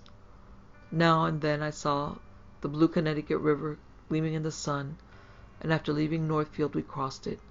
Ahead loomed green and cryptical hills, and when the conductor came around I learned that I was at last in Vermont. He told me to set my watch back an hour, since the northern hill country will have no dealings with the new-fangled daylight time schemes. As I did so, it seemed to me that I was likewise turning the calendar back a century. The train kept close to the river, and across in New Hampshire I could see the approaching slope of steep Wantagh about which singular old legends cluster. Then streets appeared on my left, and a green island showed in the stream on my right. People rose and filed to the door, and I followed them. The car stopped, and I alighted beneath the long train shed of the Brattleboro station. Looking over the line of waiting motors, I hesitated a moment to see which one might turn out to be the Ackley Ford. But my identity was divined before I could take the initiative, and yet it was clearly not Ackley himself who advanced to meet me with an outstretched hand and a mellowly phrased query as to whether I was indeed Mr. Albert N. Wilmarth of Arkham. This man bore no resemblance to the bearded, grizzled Ackley of the snapshot, but was a younger and more urbane person, fashionably dressed, and wearing only a small dark mustache. His cultivated voice held an odd and almost disturbing hint of vague familiarity, though I could not definitely place it in my memory. As I surveyed him, I heard him explain that he was a friend of my prospective host, who had come down from Townsend in his stead. Ackley, he declared, had suffered a sudden attack of some asthmatic trouble, and did not feel equal to making a trip in the outdoor air. It was not serious, however, and there was to be no change in plans regarding my visit.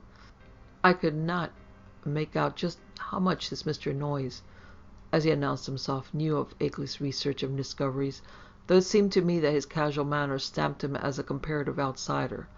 Remembering what a hermit Ackley had been, I was a trifle surprised at the ready availability of such a friend, but did not let my puzzlement deter me from entering the motor to which he gestured me. It was not the small ancient car I had expected from Ackley's description, but a large and immaculate specimen of recent pattern, apparently Noyes' own, and bearing Massachusetts license plates with the amusing sacred codfish device of that year. My guide, I concluded, must be a summer transient in the Townsend region. Noyes climbed into the car beside me and started at once. I was glad that he did not overflow with conversation, for some peculiar atmospheric tensity made me feel disinclined to talk. The town seemed very attractive in the afternoon sunlight as we swept up an incline and turned to the right into the main street.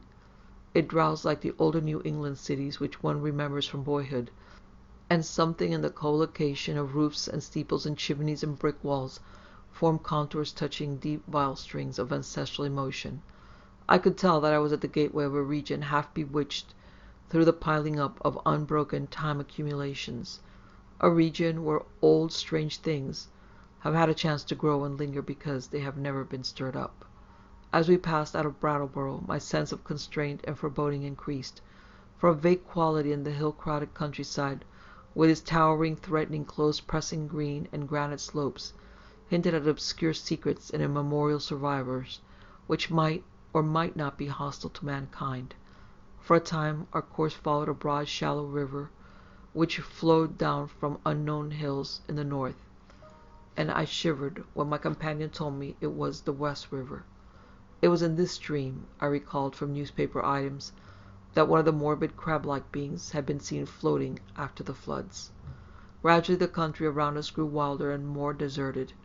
Archaic-covered bridges lingered fearsomely out of the past in pockets of the hills, and the half-abandoned railway track, paralleling the river, seemed to exhale a nebulously visible air of desolation. There were awesome sweeps of vivid valley, where great cliffs arose, New England's virgin granite, showing gray and austere through the verdure that scaled the crests. There were gorges where untamed streams leaped, bearing down toward the river the unimagined secrets of 1,000 pathless peaks. Branching away now and then were narrow, half-concealed roads that bored their way through solid, luxuriant masses of forest. Among those primal trees, whole armies of elemental spirits might well lurk. As I saw these, I thought of how Ackley had been molested by unseen agencies on his drives along this very route, and did not wonder that such things could be. The quaint, sightly village of Newfane, reached in less than an hour, was our last link with that world which man can definitely call his own by virtue of conquest and complete occupancy. After that we cast off all allegiance to immediate, tangible, and time-touched things, and entered a fantastic world of hushed unreality, in which the narrow, ribbon-like road rose and fell and curved with an almost sentient and purposeful caprice amidst the tenantless green peaks and half-deserted valleys. Except for the sound of the motor and the faint stir of the few lonely farms we passed at infrequent intervals, the only thing that reached my ears was the gurgling, insidious trickle of strange waters from numberless hidden fountains in the shadowy woods.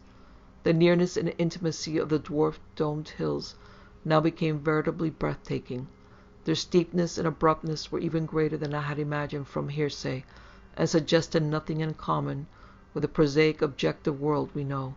The dense, unvisited woods on those inaccessible slopes seemed to harbor alien and incredible things, and I felt that the very outline of the hills themselves held some strange and eon-forgotten meaning, as if they were vast hieroglyphs left by a rumored Titan race, whose glories live only in rare, deep dreams. All the legends of the past, and all the stupefying imputations of Henry Ackley's letters and exhibits, welled up in my memory to heighten the atmosphere of tension and growing menace. The purpose of my visit, and the frightful abnormalities it postulated, struck at me all at once with a chill sensation that nearly overbalanced my ardor for strange delvings. My guide must have noticed my disturbed attitude, for as the road grew wider and more irregular, and our motion slower and more jolting, his occasional pleasant comments expanded into a steadier flow of discourse. He spoke of the beauty and weirdness of the country, and revealed some acquaintance with the folklore studies of my prospective host. From his polite questions it was obvious that he knew I had come for a scientific purpose, and that I was bringing data of some importance, but he gave no sign of appreciating the depth and awfulness of the knowledge which Ackley had finally reached. His manner was so cheerful, normal, and urbane, that his remarks ought to have calmed and reassured me. But oddly enough, I felt only the more disturbed as we bumped and veered onward into the unknown wilderness of hill and roads. At times it seemed as if he were pumping me to see what I knew of the monstrous secrets of the place, and with every fresh utterance that vague, teasing, baffling familiarity in his voice increased. It was not an ordinary or healthy familiarity, despite the thoroughly wholesome and cultivative nature of the voice. I somehow linked it with forgotten nightmares, and felt that I might go mad if I recognized it. If any good excuse half existed, I think I would have turned back from my visit. As it was, I could not well do so, and it occurred to me that a cool scientific conversation with Ackley himself, after my arrival would help me greatly to pull together. Besides, there was a strangely calming element of cosmic beauty in the hypnotic landscape through which we climbed and plunged fantastically. Time had lost itself in the labyrinths behind, and around us stretched only the flowering waves of fairy and the recaptured loveliness of vanished centuries.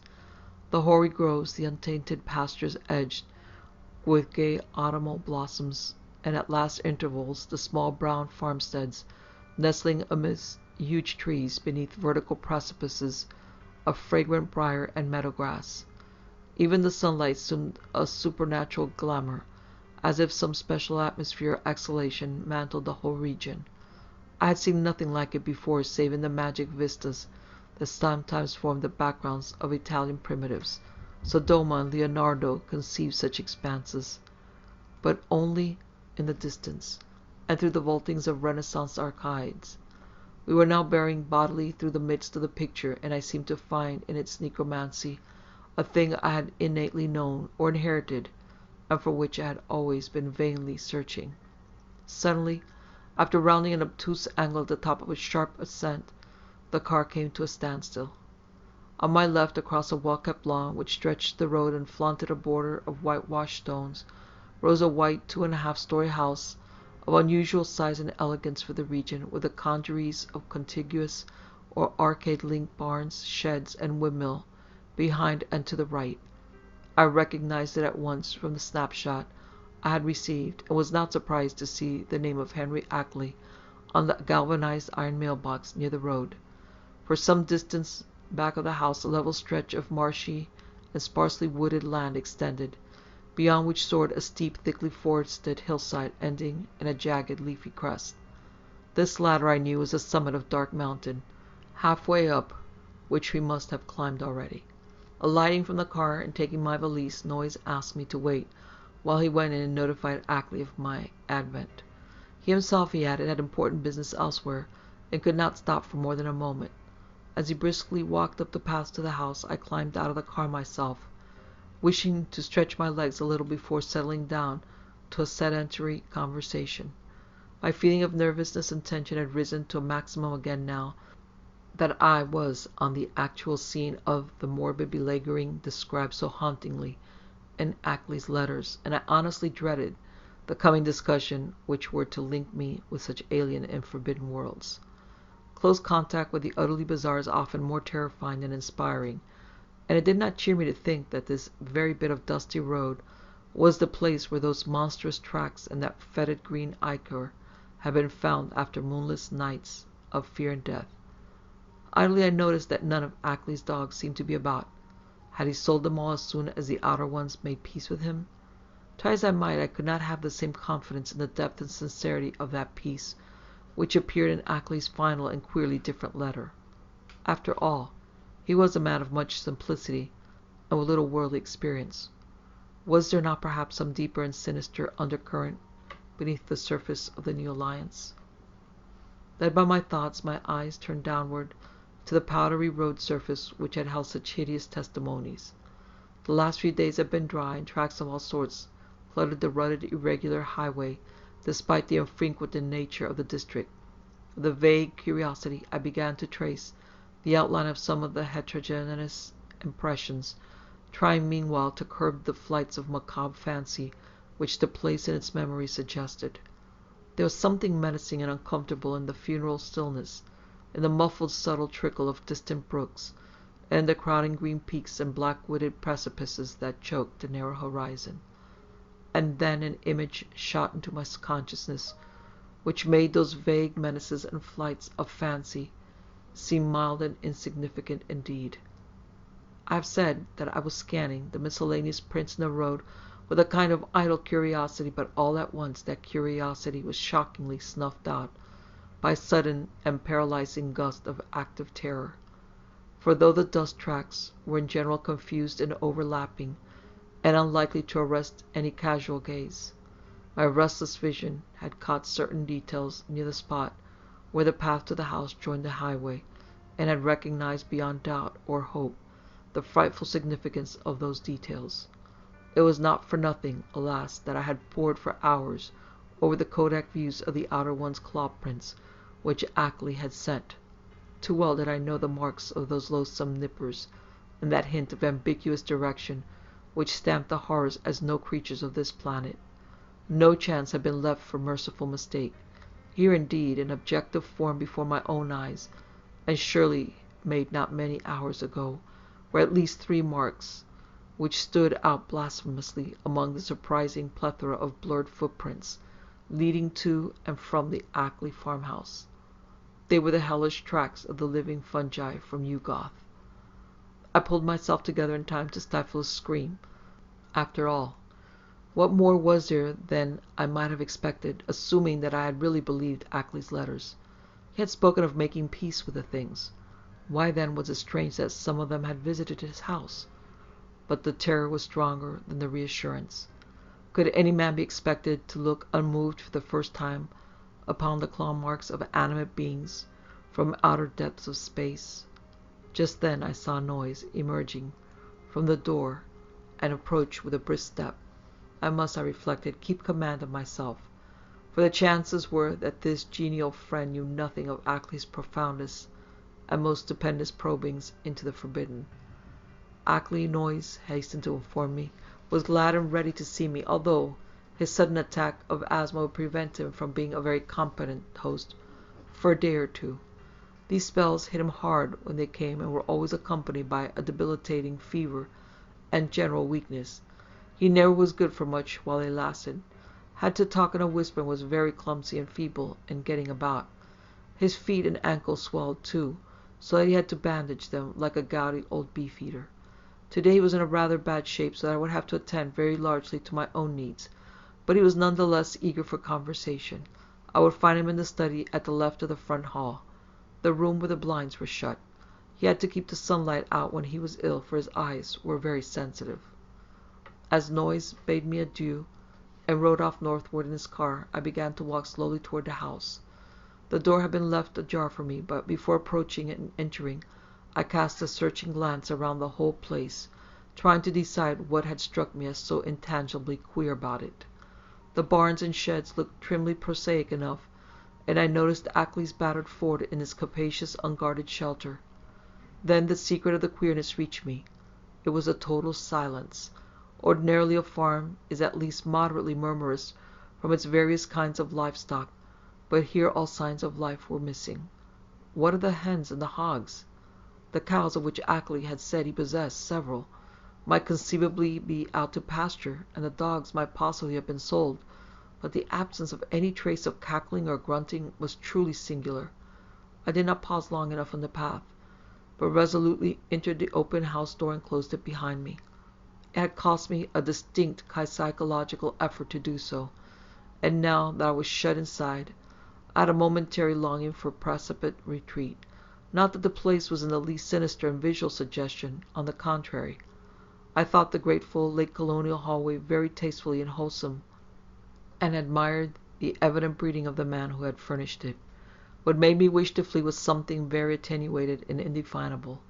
Perhaps it was a certain odd odor which I thought I noticed, though I well knew how common musty odors are even in the best of ancient farmhouses. Refusing to let these cloudy qualms overmaster me, I recalled Noyer's instructions and pushed open the 6-paneled, brass-latched white door on my left. The room beyond was darkened, as I had known before, and as I entered it I noticed that the queer odor was stronger here. There likewise appeared to be some faint half-imaginary rhythm of vibration in the air. For a moment the closed blinds allowed me to see very little, but then a kind of apologetic hacking or whispering sound drew my attention to a great easy-chair in the farther darker corner of the room. Within its shadowy depths I saw the white blur of a man's face and hands, and in a moment I had crossed to greet the figure who had tried to speak. Dim though the light was, I perceived that this was indeed my host. I had studied the Kodak picture repeatedly, and there could be no mistake about this firm, weather-beaten face with a cropped, grizzled beard. But as I looked again, my recognition was mixed with sadness and anxiety, for certainly his face was that of a very sick man. I felt that there must be something more than asthma behind that strained, rigid, immobile expression and unwinking, glassy stare. I realized how terribly the strain of his frightful experiences must have told on him. Was it not enough to break any human being, even a younger man, than this intrepid delver into the forbidden?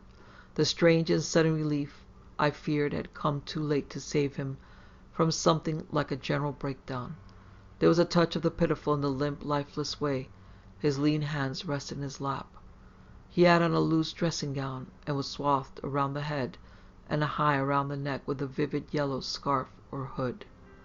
And then I saw that he was trying to talk, in the same hacking whisper with which he had greeted me. It was a hard whisper to catch at first, since the grey moustache concealed all movements of the lips, and something in its timbre disturbed me greatly. But by concentrating my attention, I could soon make out its purport surprisingly well. The accent was by no means a rustic one, and the language is even more polished than correspondence had led me to expect. "Mr. Wilmarth, I presume. You must pardon my not rising. I am quite ill, as Mr. Noyes must have told you, but I could not resist having you come just the same. You know what I wrote in my last letter. There's so much to tell you tomorrow when I feel better. I can't say how glad I am to see you in person after our many letters. You have the file with you, of course, and the Kodak prints and records. Noyes put your valise in the hall. I suppose you saw it. For tonight I fear you'll have to wait on yourself to a great extent. Your room is upstairs, the one over this, and you'll see the bathroom door open at the head of the staircase. There's a meal spread for you in the dining room, right through this door at your right, which you can take whenever you feel like it. I'll be a better host tomorrow, but just now weakness leaves me helpless. Make yourself at home. You might take out the letters and pictures and records and put them on the table before you leave and go upstairs with your bag. It is here that we shall discuss them. You can see my phonograph on that corner stand." "No, thanks. There's nothing you can do for me. I know these spells of old. Just come back for a little quiet visiting before night, and then go to bed when you please. I'll rest right here, perhaps sleep here all night, as I often do. In the morning I'll be far better able to go into the things we must go into. You realize, of course, the utterly stupendous nature of the matter before us. To us, as to only a few men on earth, there will be opened up gulfs of time and space and knowledge beyond anything within the conception of human science or philosophy. Do you know that Einstein is wrong, and that certain objects and forces can move with a velocity greater than that of light? With proper aid, I expect to go backward and forward in time, and actually see and feel the earth of remote past and future epochs. You can't imagine the degree to which those things have carried science. There is nothing that can't do with the mind and body of living organisms. I expect to visit other planets and even other stars and galaxies. The first trip will be to Yugoth, the nearest world, fully peopled by the beings. It is a strange dark orb at the very rim of our solar system, unknown to earthly astronomers as yet, but I must have written you about this. At the proper time, you know, the beings there will direct through currents towards us and cause it to be discovered, or perhaps let one of their human allies give the scientist a hint. There are mighty cities on Yugoth, great tiers of terraced towers, built of black stone like the specimen I tried to send you. That came from Yugoth. The sun shines there no brighter than a star, but the beings need no light. They have other subtler senses, and put no windows in their great houses and temples. Light even hurt and hampers and confuses them, for it does not exist at all in the black cosmos outside time and space, where they came from originally. To visit Yugoth would drive any weak man mad. Yet I'm going there. The black rivers of pitch that flow under those mysterious Cyclopean bridges, things built by some elder race extinct and forgotten before the beings came to Yugoth from the ultimate voids, ought to be enough to make any man a Dante or Poe, if he can keep staying long enough to tell what he has seen. But remember, that dark world of fungoid gardens and windowless cities isn't really terrible. It is only to us that it would seem so. Probably this world seemed just as terrible to the beings when they first explored it in the primal age. You know, they were here long before the fabulous epoch of Cthulhu was over. And remember all about sunken Rillier when it was above the waters? They've been inside the earth too. There are openings which human beings know nothing of. some of them in these very Vermont hills, and great worlds of unknown life down there. Blue kitten Kenya, red litten Yoth, and black lightless Nakai. It's from Nakai that frightful Tsakwa came. You know, the amorphous toad-like god creatures mentioned in that Gnostic manuscript in the Necronomicon and the Comorium myth cycle preserved by the Atlantean high priest Kalarshtan. But we will talk of all this later on. It must be 4 or 5 o'clock by this time. Better bring the stuff from your bag, take a bite, and then come back for a comfortable chat. Very slowly I turned and began to obey my host, fetching my valise, extracting and depositing the desired articles, and finally ascending to the room designated as mine. With the memory of that roadside claw print fresh in my mind, Astley's whispered paragraphs that affected me queerly, and the hints of familiarity with this unknown world of fungoid life, forbidden Yugoth, made my flesh creep more than I cared to own. I was tremendously sorry for Ackley's illness, but had to confess that his hoarse whisper had a hateful as well as pitiful quality. If only he wouldn't gloat so about Yugoth and its black secrets. My room proved a very pleasant and well-furnished one. It was void alike of the musty odor and disturbing senses of vibration, and after leaving my valise there, I descended again to greet Ackley and take the lunch he had set out for me. The dining room was just beyond the study, and I saw that a kitchen L extended still further in the same direction. On the dining table an ample array of sandwiches, cakes, and cheese awaited me, and a thermos bottle beside a cup and saucer testified that hot coffee had not been forgotten. After a well-relished meal, I poured myself a liberal cup of coffee, but found that the culinary standard had suffered a lapse in this one detail. My first spoonful revealed a faintly unpleasant, acrid taste, so I did not take more. Throughout the lunch I thought of Ackley sitting silently in the great chair in the darkened next room. Once I went in to beg him to share the repast, but he whispered that he could eat nothing as yet. Later on, just before he slept, he would take some malted milk, all he ought to have that day. After lunch I insisted on clearing the dishes away and washing them in the kitchen sink, incidentally emptying the coffee, which I had not been able to appreciate. Then, returning to the darkened study, I drew up a chair near my host's corner and prepared for such conversation as he might feel inclined to conduct. The letters, pictures, and records were still on the large center table, but for the nonce we did not have to draw upon them. Before long I forgot even the bizarre odor and curious suggestions of vibration. I have said there were things in some of Ackley's letters, especially the second and most voluminous one, which I would not dare to quote or even form into words on paper. This hesitancy applies with still greater force to the things I heard whispered that evening in the darkened room among the lonely haunted hills. Of the extent of the cosmic horrors unfolded by the raucous voice, I cannot even hint. He had known hideous things before, but what he had learned since making his pact with the outside things was almost too much for sanity to bear. Even now I absolutely refused to believe what he implied about the constitution of ultimate infinity, the juxtaposition of dimensions, and the frightful position of our known cosmos of space and time in the unending chain of linked cosmos atoms, which makes up the immediate supercosmos of curves, angles, and material and semi-material electronic organization. Never was a sane man more dangerously close to the arcana of basic entity.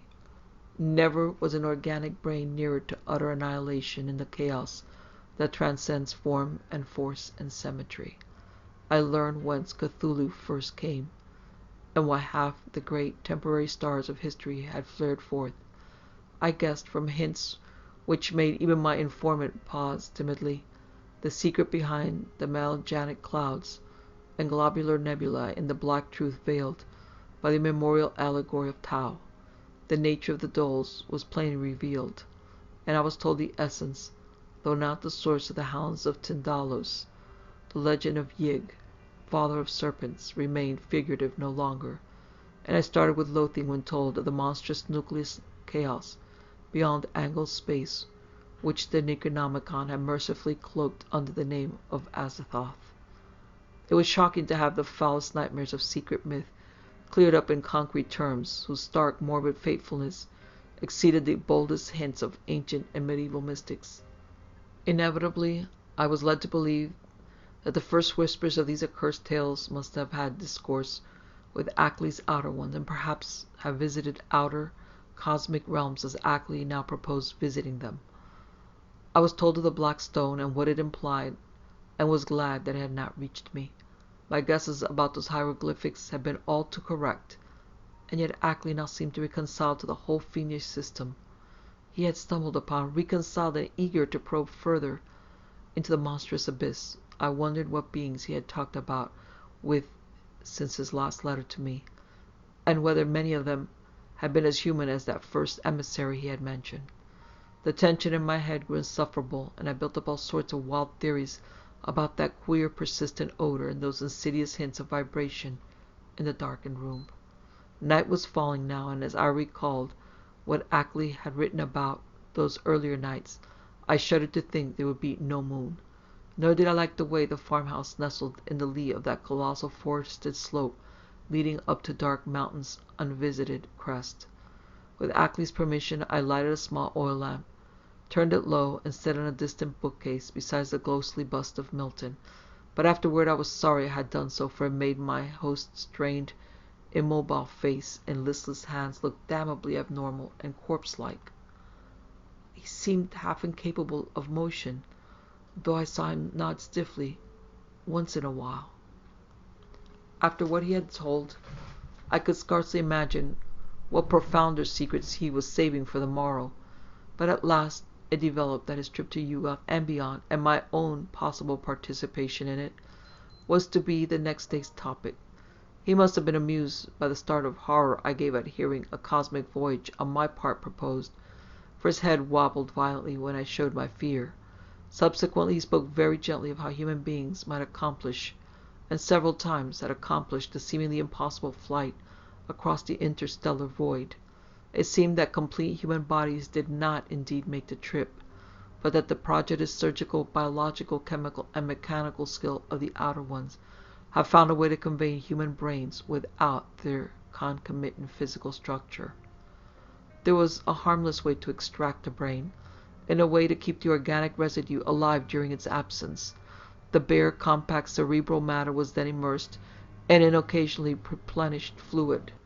Within an ether-tight cylinder of a metal mine in Yugoth, certain electrodes reaching through and connecting at will with elaborate instruments capable of duplicating the three vital faculties of sight, hearing, and speech. For the winged fungus beings to carry the brain cylinders intact through space was an easy matter. Then, on every planet covered by the civilization, they would find plenty of adjustable faculty instruments capable of being connected with the encased brains, so that after a little fitting, these traveling intelligences could be given a full sensory and articulate life, albeit a bodiless and mechanical one, at each stage of their journeying through and beyond the space-time continuum. It was as simple as carrying a phonograph record about and playing it wherever a phonograph of corresponding make exists. Of its success there could be no question. Ackley was not afraid. Had it not been brilliantly accomplished again and again?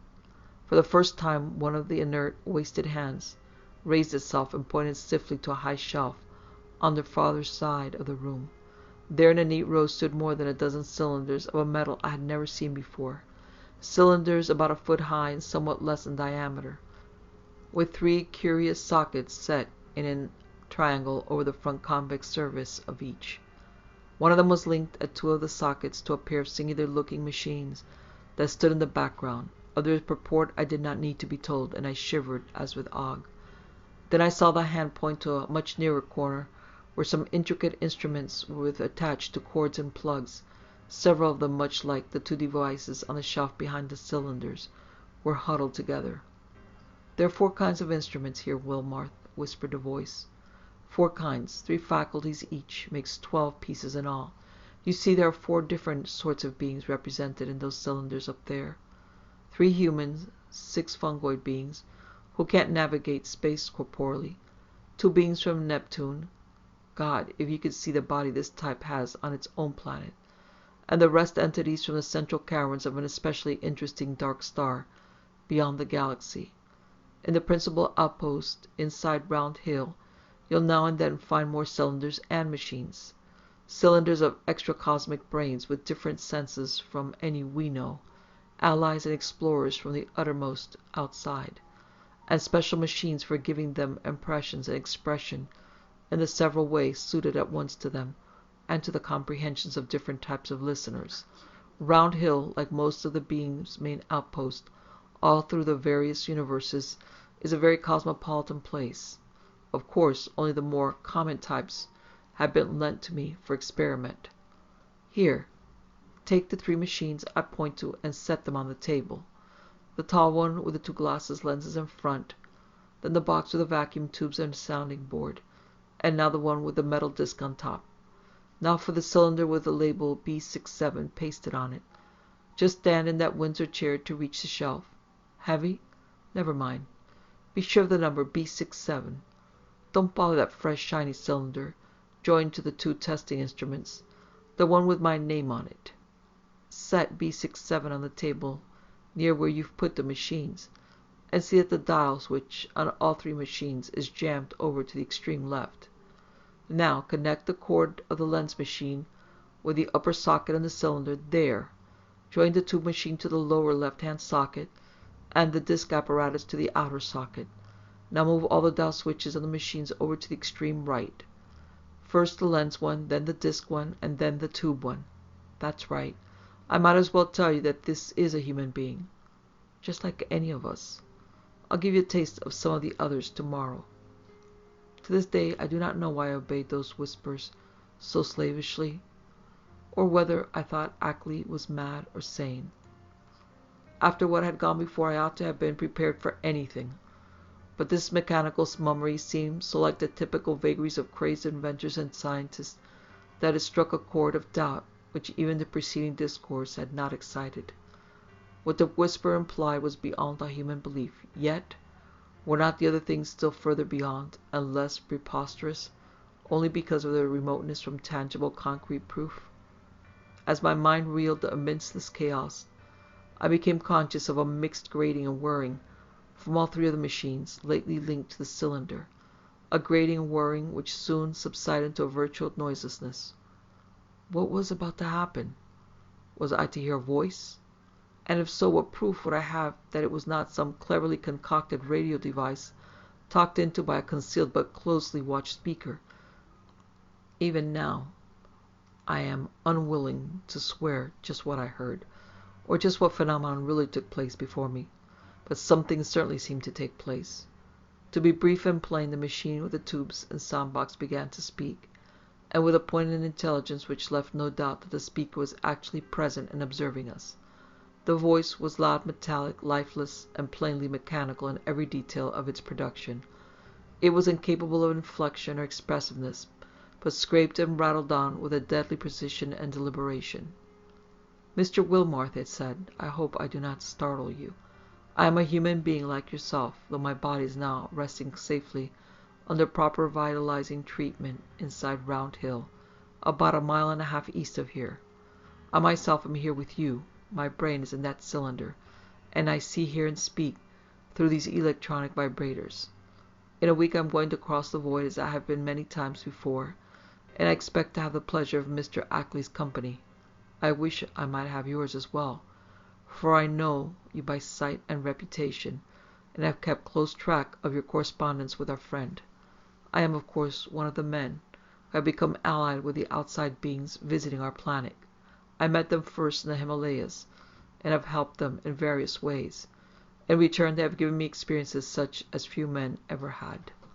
Do you realize what it means when I say I've been on 37 different celestial bodies? Planets, dark stars, and less definable objects, including 8 outside our galaxy and 2 outside the curved cosmos of space and time.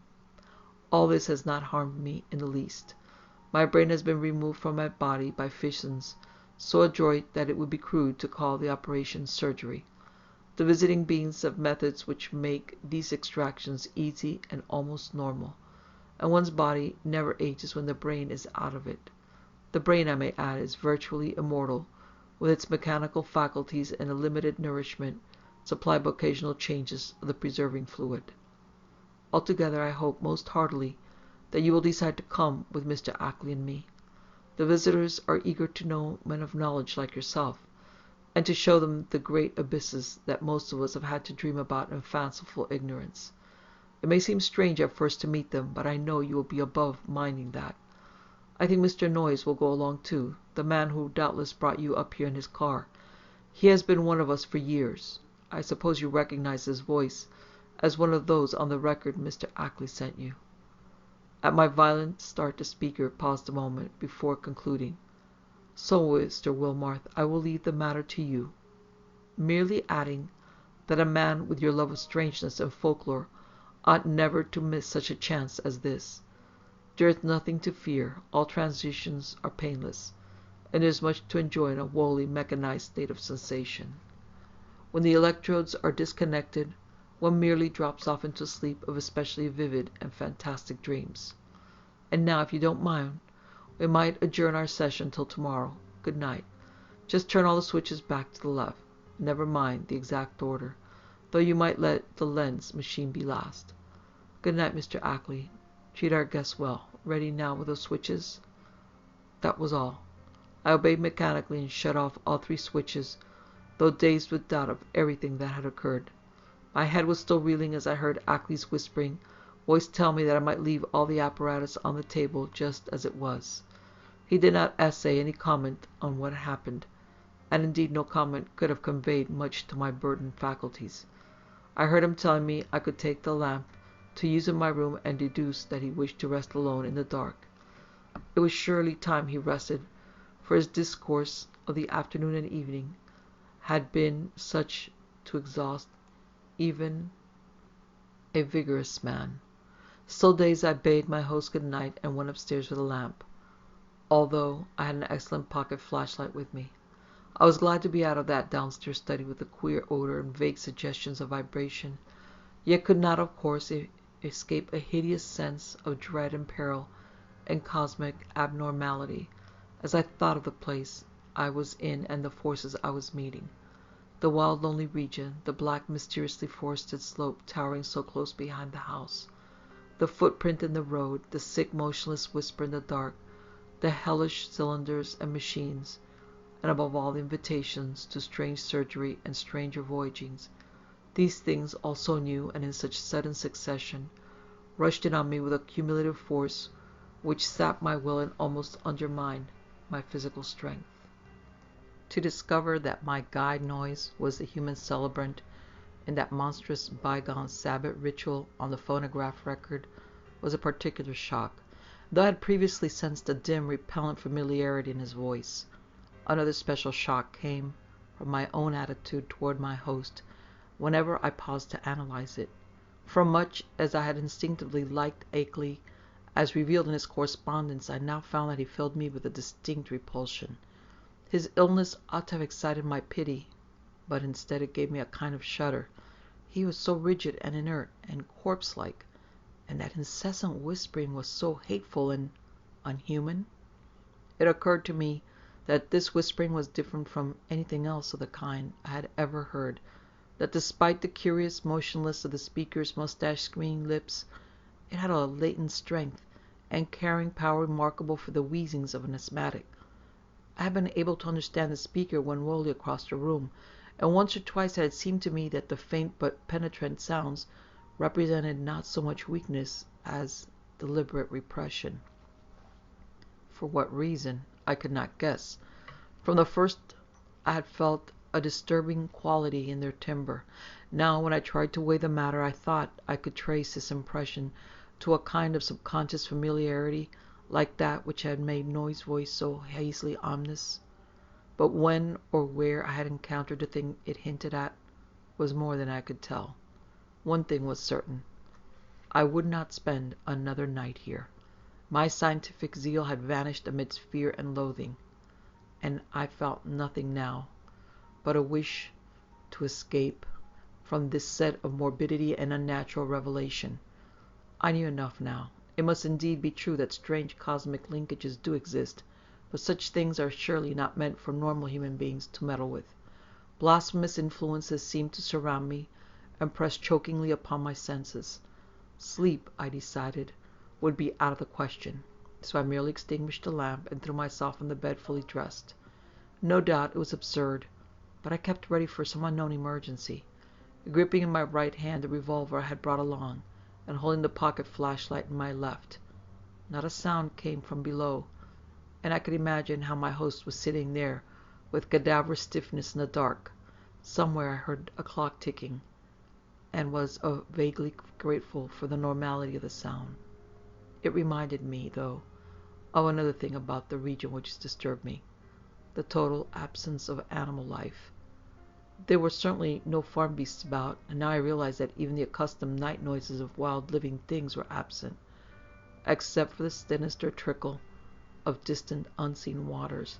That stillness was anomalous, interplanetary, and I wondered what star-spawned intangible blight could be hanging over the region. I recalled from old legends that dogs and other beasts had always hated the outer ones, and thought of what those tracks in the road might mean. Do not ask me how long my unexpected lapse into slumber lasted, or how much of what ensued was sheer dream. If I tell you that I awaked at a certain time, and heard and saw certain things, you will merely answer that I did not wake then, and that everything was a dream until the moment when I rushed out of the house, stumbled to the shed where I had seen the old Ford, and seized the ancient vehicle for a mad, aimless race over the haunted hills which at last landed me, after hours of jolting and winding through forest-threatened labyrinths, in a village which turned out to be Townsend. You will also, of course, discount everything else in my report, and declare that all the pictures, record sounds, cylinders, and machine sounds, and kindred evidences were bits of pure deception practiced on me by the missing Henry Akeley.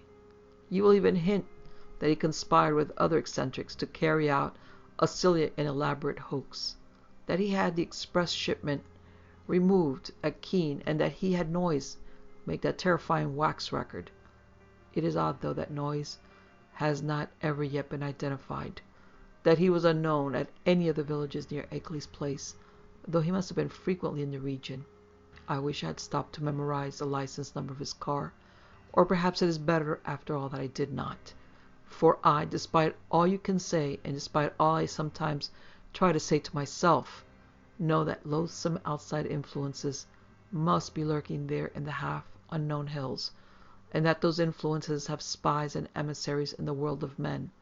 To keep as far as possible from such influences and such emissaries is all that I ask of life in future. When my frantic story sent a sheriff's posse out to the farmhouse, Akeley was gone, without leaving a trace. His loose dressing gown, yellow scarf, and foot bandages lay on the study floor near his corner easy-chair, and it could not be decided whether any of his other apparel had vanished with him. The dogs and livestock were indeed missing, and there were some curious bullet holes both on the house's exterior and on some of the walls within. But beyond this nothing unusual could be detected. No cylinders or machines, none of the evidences I had brought in my valise, no queer odor or vibration sense, no footprints in the road, and none of the problematical things I glimpsed at the very last. I stayed a week in Brattleboro, after my escape, making inquiries among people of every kind who had known Akeley, and the results convinced me that the matter is no figment of dream or delusion. Akeley's queer purchase of dogs and ammunition and chemicals, and the cutting of his telephone wires, are matters of record, while all who knew him, including his son in California, concede that his occasional remarks on strange studies had a certain consistency. Solid citizens believe he was mad, and unhesitatingly pronounced all reported evidences mere hoaxes devised with insane cunning, and perhaps abetted by eccentric associates. But the lowlier country folk sustained his statements in every detail.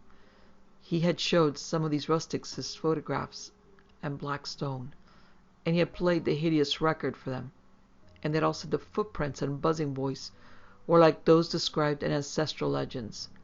They said, too, that suspicious sights and sounds had been noticed increasingly around Akeley's house after he found the black stone, and that the place was now avoided by everybody except the mailman and other casual, tough-minded people.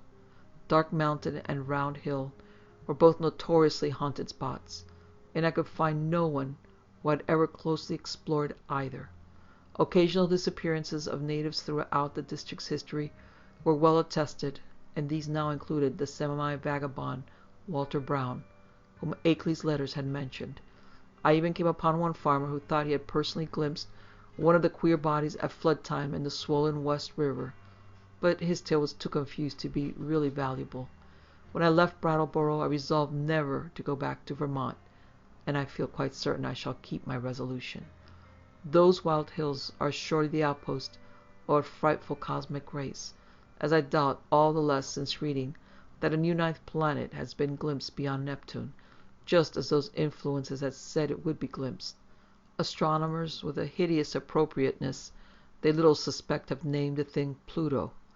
I feel beyond question that it is nothing less than knighted Yugoth, and I shiver when I try to figure out the real reason why its monstrous denizens wish it to be known in this way at this especial time. I vainly try to assure myself that these demonic creatures are not gradually leading up to some new policy hurtful to the earth and its normal inhabitants. But I have still to tell of the ending of the terrible night in the farmhouse. As I have said, I did finally drop into a troubled doze, a doze filled with bits of dreams which involved monstrous landscape glimpses. Just what awaked me I cannot yet say, but that I did indeed awake at this given point I feel very certain. My first confused impression was of stealthily creaking floorboards in the hall outside my door, and of a clumsy muffled fumbling at the latch. This, however, ceased almost at once, so that my really clear impressions begin with the voices heard from the study below. There seemed to be several speakers, and I judged that they were controversially engaged. By the time I had listened a few seconds, I was broad awake, for the nature of the voices were such as to make all thought of sleep ridiculous. The tones were curiously varied, and no one who had listened to that accursed phonograph record could harbor any doubts about the nature of at least two of them. Hideous though the idea was, I knew that I was under the same roof with nameless things from abysmal space, for those two voices were unmistakably the blasphemous buzzings which the outside beings used in their communication with men. The two were individually different in pitch, accent, and tempo, but they were both of the same damnable general kind. A third voice was indubitably that of a mechanical utterance machine, connected with one of the detached brains in the cylinders. There was as little doubt about that as about the buzzing, for the loud metallic lifeless voice of the previous evening, with its inflectionless, expressionless scraping and rattling, in its impersonal precision and deliberations, had been utterly unforgettable. For a time I did not pause to question whether the intelligence behind the scraping was the identical one which had formerly talked to me, but shortly afterward I reflected that any brain would emit vocal sounds of the same quality if linked to the same mechanical speech producer, the only possible differences being in language, rhythm, speed, and pronunciation. To complete the eldritch colloquy, there were two actually human voices, one the crude speech of an unknown and evidently rustic man, and the other the suave Bostonian tones of my erstwhile guide Noise. As I tried to catch the words with the stoutly fashioned floor so bafflingly intercepted, I was also conscious of a great deal of stirring and scratching and shuffling in the room below, so that I could not escape the impression that it was full of living beings, many more than the few whose speech I could single out. The exact nature of this stirring is extremely hard to describe, for very few good bases of comparison exist. Objects seemed now and then to move across the room like conscious entities, the sound of their footfalls having something about it like a loose, hard surface clattering, as of the contact of ill-coordinated surfaces of horn or hard rubber. It was, to use a more concrete but less accurate comparison, as if people with loose, splintery wooden shoes were shambling and rattling about on the polished board floor. Of the nature and appearance of those responsible for the sounds, I did not care to speculate. Before long, I saw that it would be impossible to distinguish any connected discourse. Isolated words, including the names of Akeley and myself, now and then floated up, especially when uttered by the mechanical speech producer, but their true significance was lost for want of continuous context. Today I refused to form any definite deductions from them, and even their frightful effect on me was one of suggestion rather than of revelation. A terrible and abnormal conclave, I felt certain, was assembled below me, but for what shocking deliberations I could not tell. It was curious how this unquestioned sense of the malign and the blasphemous pervaded me despite Akeley's assurances of the outsider's friendliness. With patient listening, I began to distinguish clearly between voices, even though I could not grasp much of what any of the voices said. I seemed to catch certain typical emotions behind some of the speakers. One of the buzzing voices, for example, held an unmistakable note of authority, while a mechanical voice, notwithstanding its artificial loudness and regularity, seemed to be in a position of subordination and pleading. Noise tones exuded a kind of conciliatory atmosphere. The others I could make no attempt to interpret. I did not hear the familiar whisper of Akeley, but well knew that such a sound could never penetrate the solid flooring of my room. I lay rigid upon that strange upstairs bed in the haunted farmhouse among the demonic hills. Lay there fully dressed with a revolver clenched in my right hand and a pocket flashlight gripped in my left. I became, as I have said, broad awake, but a kind of obscure paralysis nevertheless kept me inert till long after the last echoes of the sounds had died away. I heard the wooden deliberate ticking of the ancient Connecticut clock somewhere far below, and at last made out the irregular snoring of a sleeper. Akeley must have dozed off after the strange session, and I could well believe that he needed to do so. Just what to think or what to do was more than I could decide.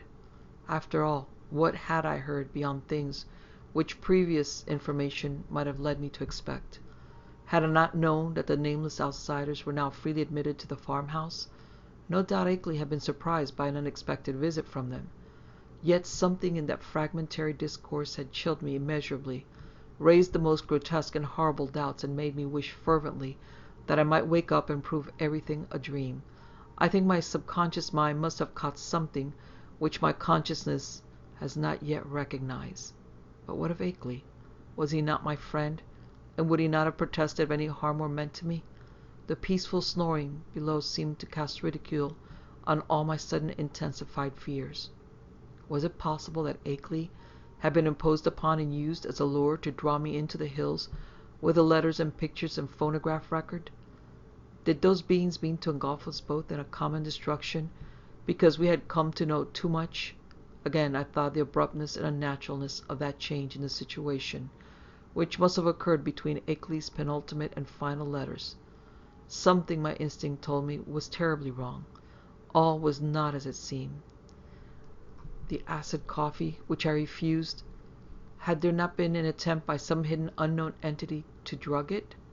I must talk to Akeley at once and restore his sense of proportion. They had hypnotized him with their promises of cosmic revelations, but now he must listen to reason.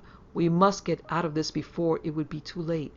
If he lacked the willpower to make the break for liberty, I would supply it, or if I could not persuade him to go, I could at least go myself. Surely he would let me take his Ford and leave it in a garage at Brattleboro. I had noticed in the shed the door being left unlocked and open now the peril was deemed past, and I believed there was a good chance of it being ready for instant use. That momentary dislike of Akeley, which I had felt during and after the evening's conversation, was all gone now. He was in a position much like my own, and we must stick together. Knowing his indisposed condition, I hated to wake him at this juncture, but I knew that I must. I could not stay in this place till morning, as matters stood. At last, I felt able to act, and stretched myself vigorously to regain command of my muscles. Arising with a caution more impulsive than deliberate, I found and donned my hat, took my valise, and started downstairs with a flashlight's aid. In my nervousness, I kept the revolver clutched in my right hand, being able to take care of both valise and flashlight with my left. Why I exerted these precautions I do not really know, since I was even then on my way to awaken the only other occupant of the house. As I half tiptoed down the creaking stairs to the lower hall, I could hear the sleeper more plainly, and noticed that he must be in the room on my left, the living room. I had not entered. On my right was the gaping blackness of the study, in which I had heard the voices. Pushing open the unlatched door of the living room, I traced the path with a flashlight toward the source of the snoring, and finally turned the beam on the sleeper's face. But in the next second, I hastily turned them away and commenced a cat-like retreat to the hall.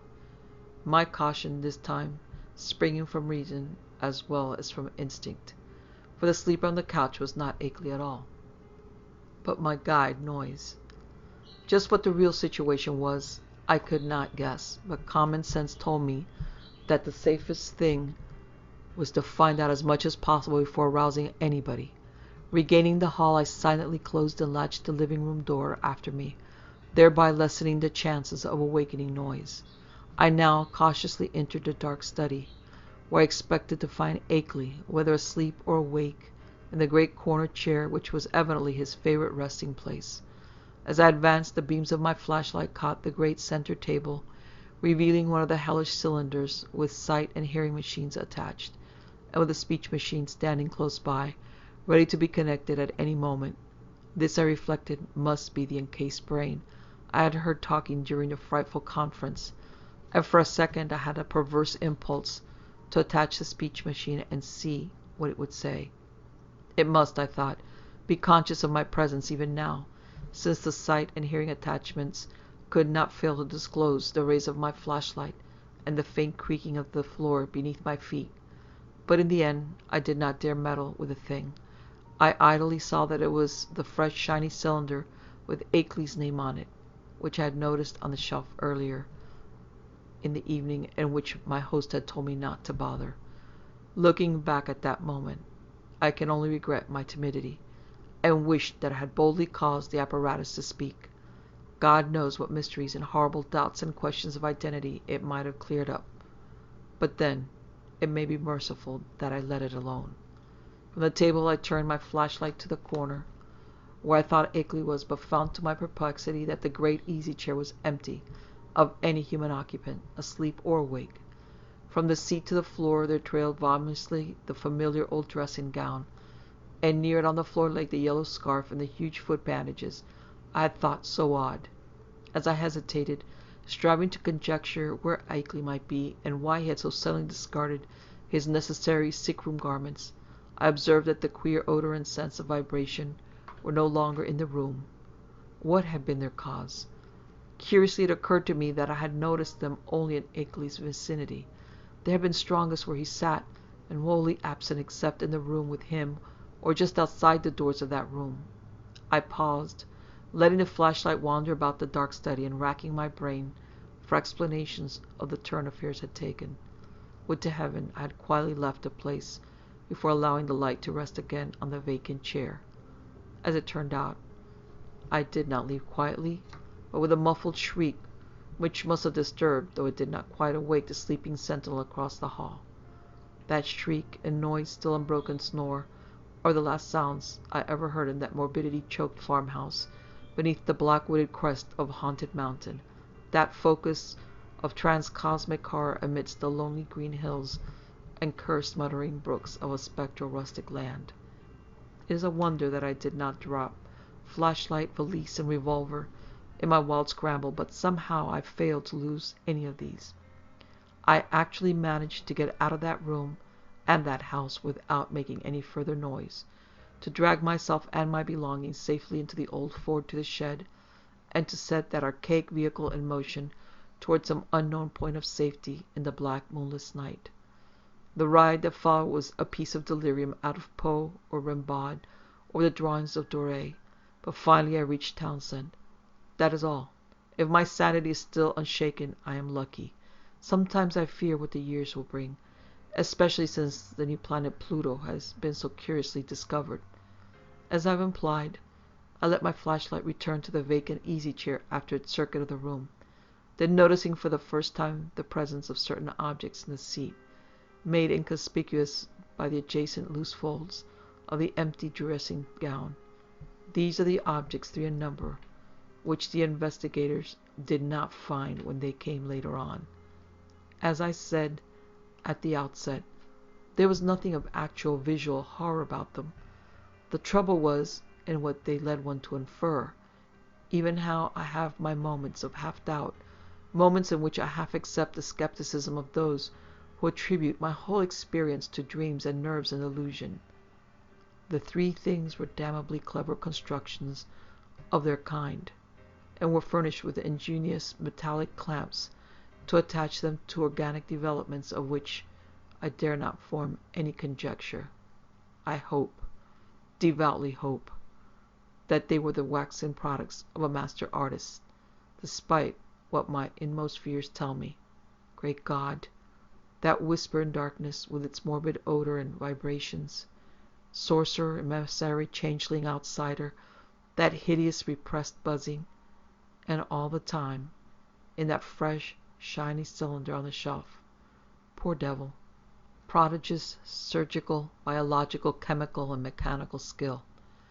For the things in the chair perfect to the last subtle detail of microscopic resemblance or identity with the face and hands of Henry Wentworth Akeley.